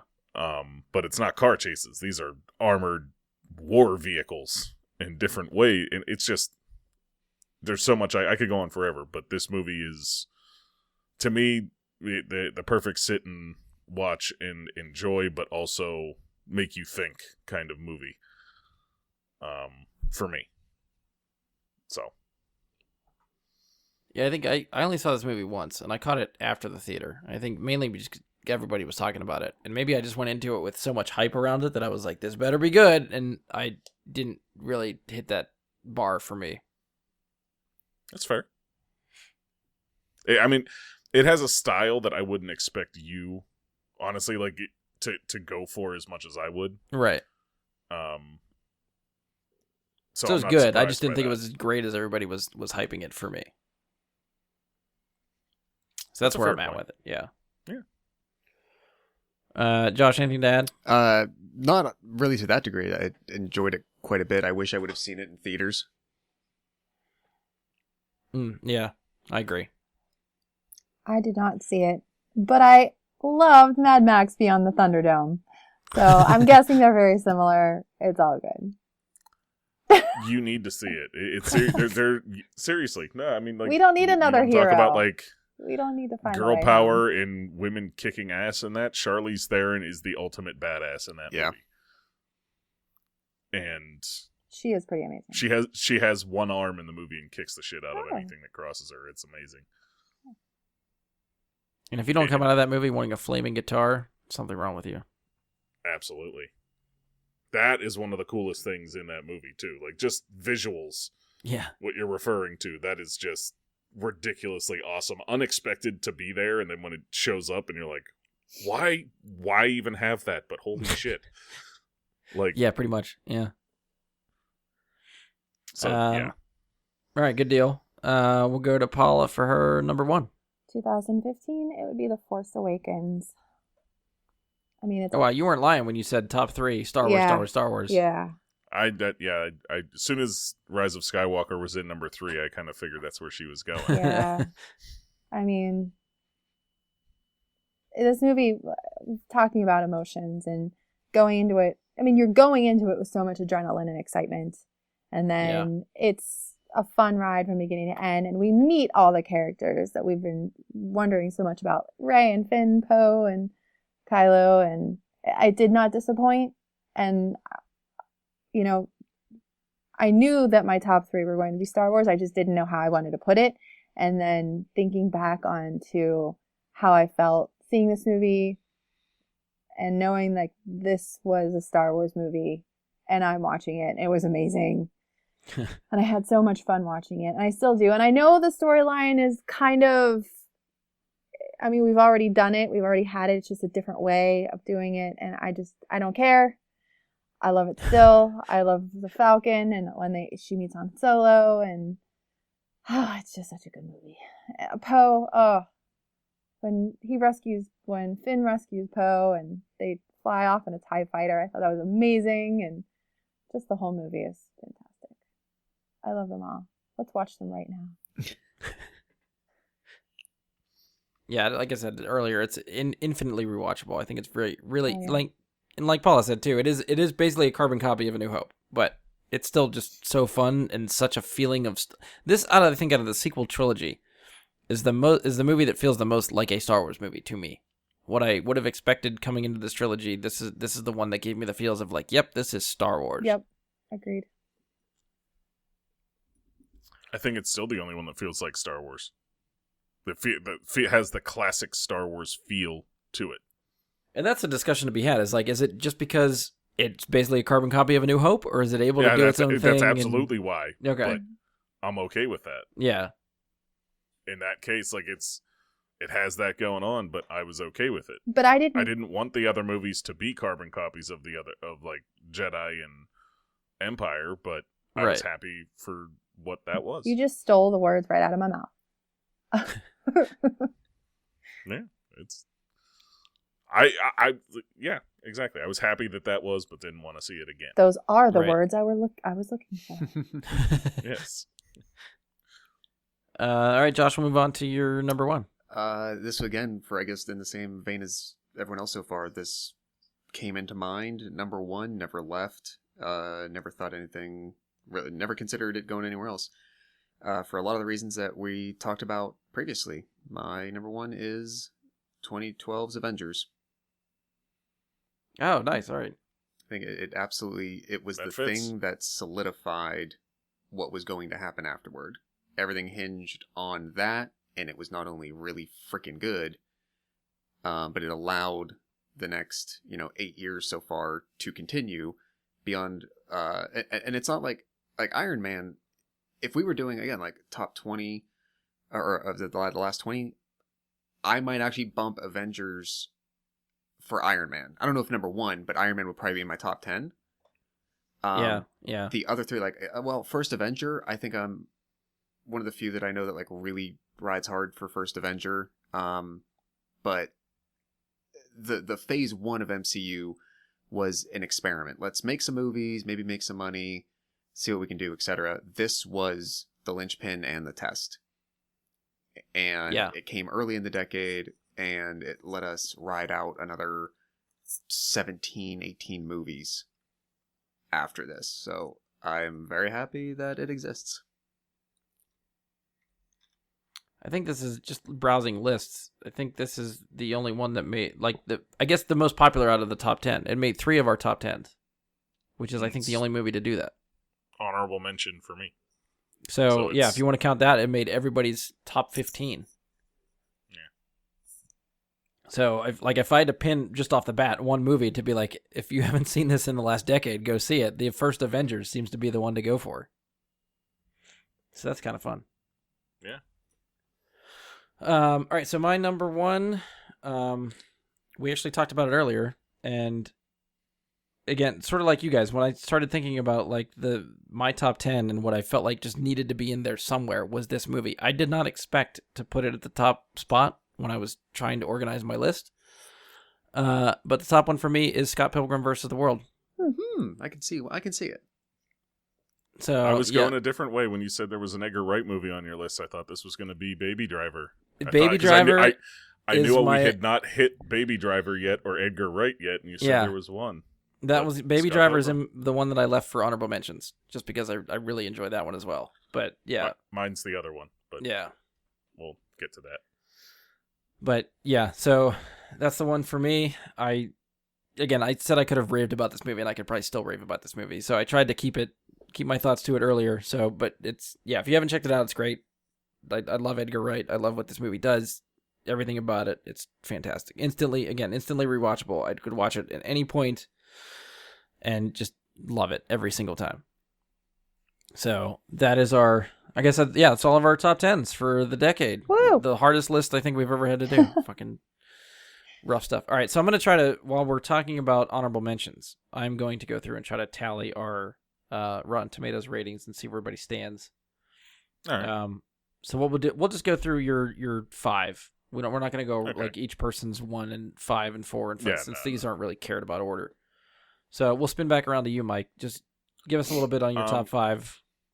As I said before, Avengers from 2012 was one of my honorable mentions. Logan was one of my honorable mentions. The other 3 we have not talked about. First, Django Unchained. It's my favorite Tarantino movie ever. It was one of those things where finding a spot for it in the top 10, I just couldn't justify putting it above other things. And yeah, the excellent movie. Christoph Waltz, I guess, and Jamie Foxx, unbelievable, awesome performances. My next honorable mention, I'm shocked nobody else actually listed in their top 10, and that is The Dark Knight Rises from 2012. It was on my original list, but it didn't make any of my top 10s or honorable mentions. But I was one of the ones I wrote down. It was really good. Yeah, I mean, for us, too, from Pittsburgh, seeing so much of this film that was made here, for one, that's a big thing.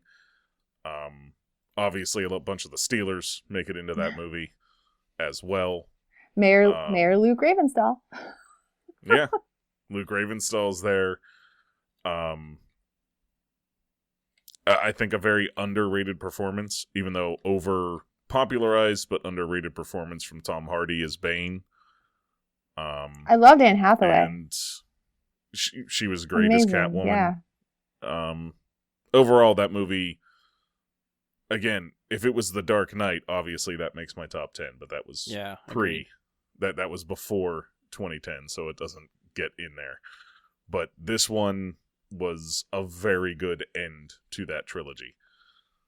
See, I disagree. That movie let me down. I think coming off of The Dark Knight and wanting The Dark Knight Rises to be what I was hoping it would be, it fell flat for me.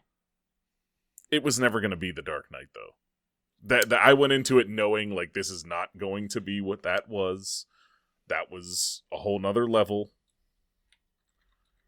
Like, I can't even tell you what, like, I don't know. The movie, I think, feels bloated. Like, it's long and it feels long. And that's usually a bad sign of a movie for me. If I'm sitting there looking at my watch, fair. Like, all right, when are we rounding this out here? That's usually a few points deducted for me. I never really felt that way with that one. I'm kind of sad we may never get to see, like, the Joseph Gordon-Levitt taking up Nightwing thing. Yeah. But I would love Christopher Nolan, please come back and do that. But I mean, getting the end, like Alfred's end to the story, that being the end of the story, I felt like that was fantastic. Again, without spoilers. But yeah, there's a lot of good wrap-ups for in Alfred. That. Yeah. The way it left some characters I liked and I agree with, just the story to get there didn't fly for me a lot. Fair enough. I'll move on though, since we got a lot to get through still.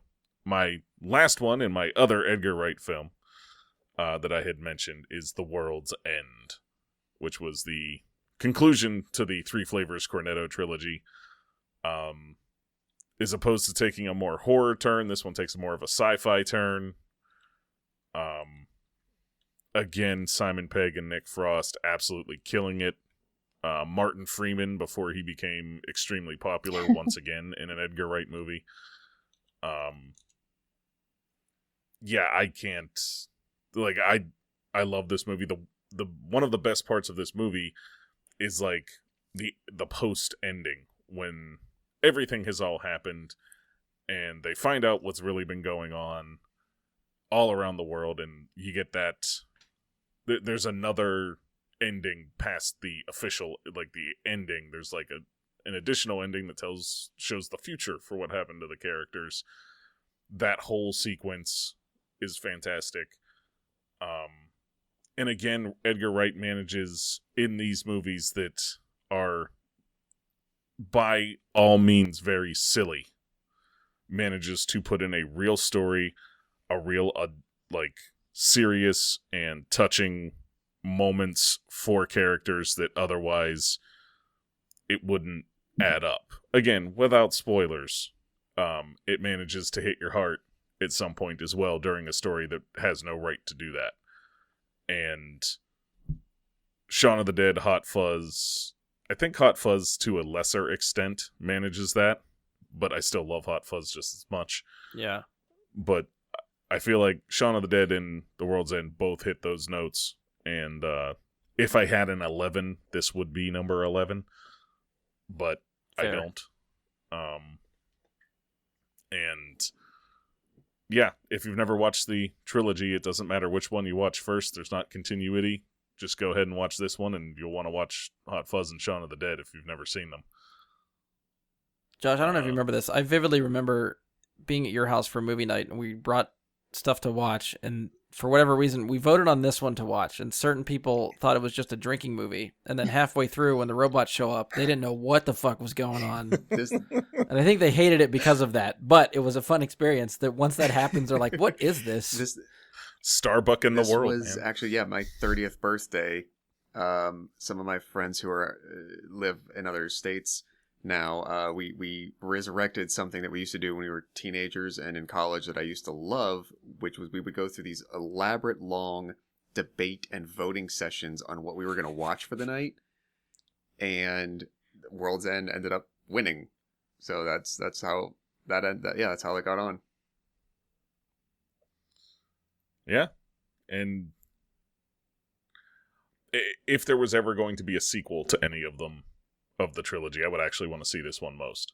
Yeah. Yeah, you can make that work. Yeah. The continuing story of Gary King would be something I would definitely be all in for. Or the King, if you will. Yeah. Nice. Good list. Paula, honorable mentions. Yes. So I have, first is Into the Spider-Verse. Oh, nice. Okay. Saw it twice. Loved it. Yeah. Baby Driver. Oh, nice. Which was another good pick. Hot fun from beginning to end. Yes. Solo. And I mean, it took me a while to. I really enjoyed this movie. I thought it was a fun adventure. A lot of people, poo-pooed it because of all the issues that we're having with it. But what a cast! Woody Harrelson and Donald Glover as young Lando and Emilia Clarke. Did I do that right? Yeah.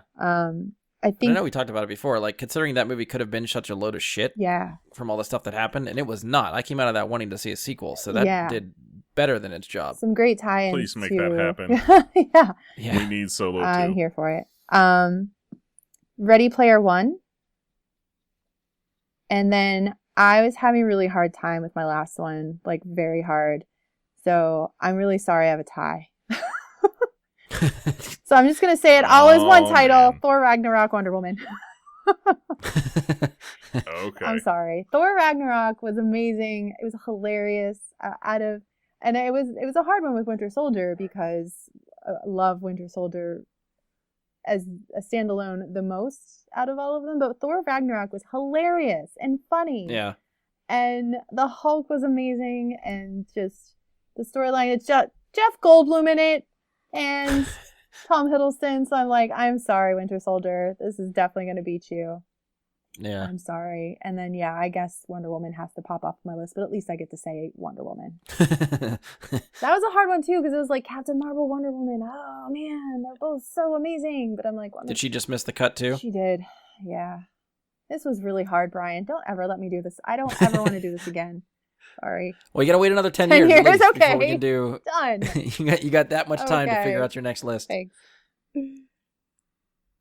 Josh, honorable mentions. Okay, just kind of shooting them down. We have Deadpool, Skyfall, Rogue One, John Wick Chapter 2. I was wondering if Wick was going to make anybody's list. And for me, shouldn't be that much of a surprise. The documentary version, not the more recent feature, Won't You Be My Neighbor? Still got to see Fred that. Rogers. Yep. Still have to see that.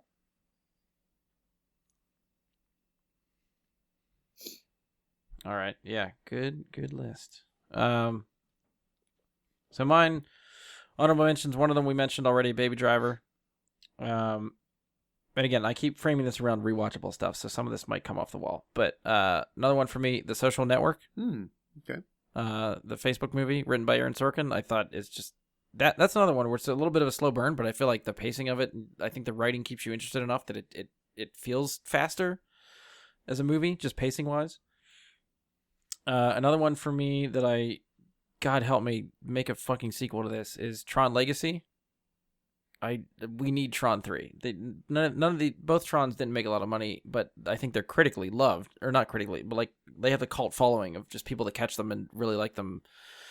The second one dove a lot into that game world and what to do in there, and the visuals of that, the soundtrack, everything about that, and that's another one where the director, I think it was Joseph Kosinski, he did Oblivion with Tom Cruise. He's the director of Top Gun 2 that's coming out. Like he directs action so well. Every action sequence in that movie is fucking amazing. They're building a Tron ride in Disney. Yeah, please tell me that means they're putting more money into Tron, and let's give us that sequel. Another one for me, again, instantly rewatchable, The Rise of the Guardians, which I think a lot of people get confused with that Guardians movie that's with the owls and stuff. That's not it. This is the one with Jack Frost, Santa Claus, the Easter Bunny, Tooth Fairy, having to fight the Boogeyman. See, when you said that, I was thinking the owl movie. So I'm glad you clarified. Oh. Yes. It's so fucking good. Chris Pine is Jack Frost. Alec Baldwin is Santa Claus. Hugh Jackman's the Easter Bunny. Isla Fisher's the Tooth Fairy. Jude Law is the Boogeyman. It's fan-fucking-tastic. If you have not seen it, it's so good. Last one for me, just I keep saying it's a guilty pleasure movie, but I have to watch it every time. It's Pitch Perfect. Pitch Perfect is fucking hilarious. Considering that. I love that franchise. That was written down. The other two are not as rewatchable. I don't think as good as the first one. The first one is so freaking good. But yeah, that's the one for me that surprised me that it made this far into the list. But it's just like, if I'm just, again, framing it around stuff that I would watch at any point, that's one that I have to put in there because I would watch it any time.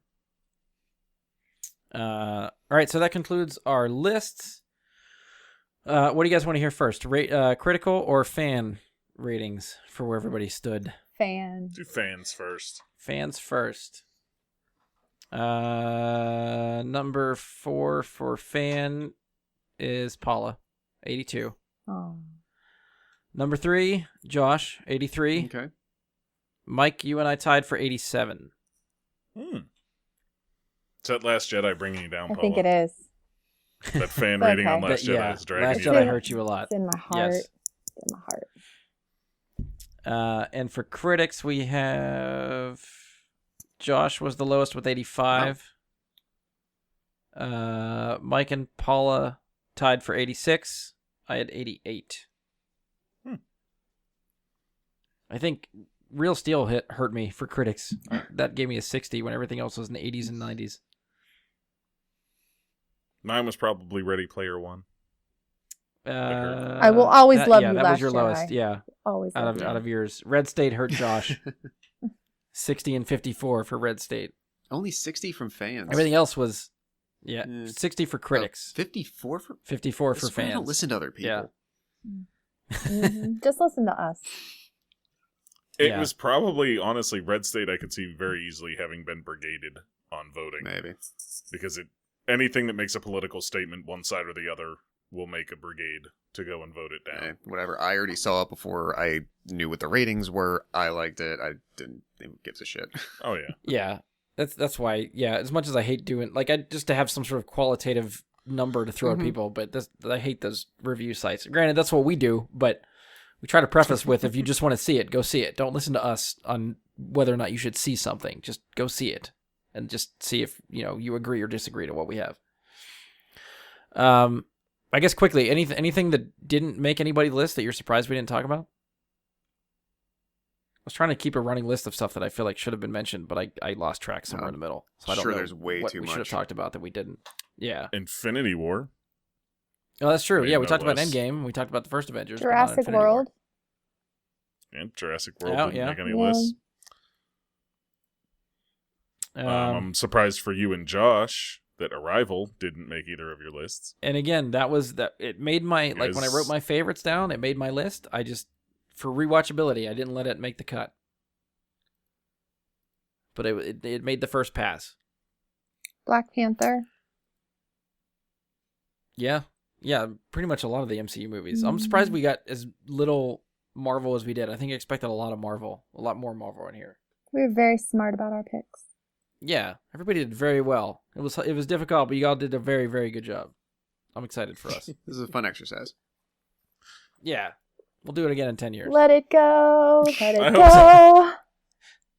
You're welcome. Actually, I can say one I'm surprised is you, Brian. Another one I can think of is Toy Story 3. That was on my preliminary list. But I had marked that for 2010. I actually think I kind of forgot about that one. Yeah. The one animated one that I made my list like on the first pass but didn't make the cut that I was hoping somebody else would talk about was two, I guess. Wreck-It Ralph. I wanted to hear someone mention, and any of the How to Train Your Dragons. Yeah, I'm surprised that didn't come up. I was initially thinking that or Moana was actually the one that got bumped for Deadpool. Moana was amazing. And we waited so long for Dory. Correct me if I'm wrong. Up was pre-2010s, right? I think so. Yeah, it might have been just missed the cut. 9 or 8. Yeah. Because if not, I'd have to amend my list. But all right, well, everybody, pat on the back for everybody. Well done, everybody. Yay. All right, so that concludes our lists. Hopefully you've stuck with us for the 3 hours or whatever the hell long this is going to be. This is going to be insanely long. Sub 4. It's going to be sub 4. Yeah, more than 3, less than 4. That's probably where we're going to end up with this episode. Yeah. All right, so if you've enjoyed the show, please support us. Leave a 5-star rating and review. You can give us a share on social media. That'd be awesome.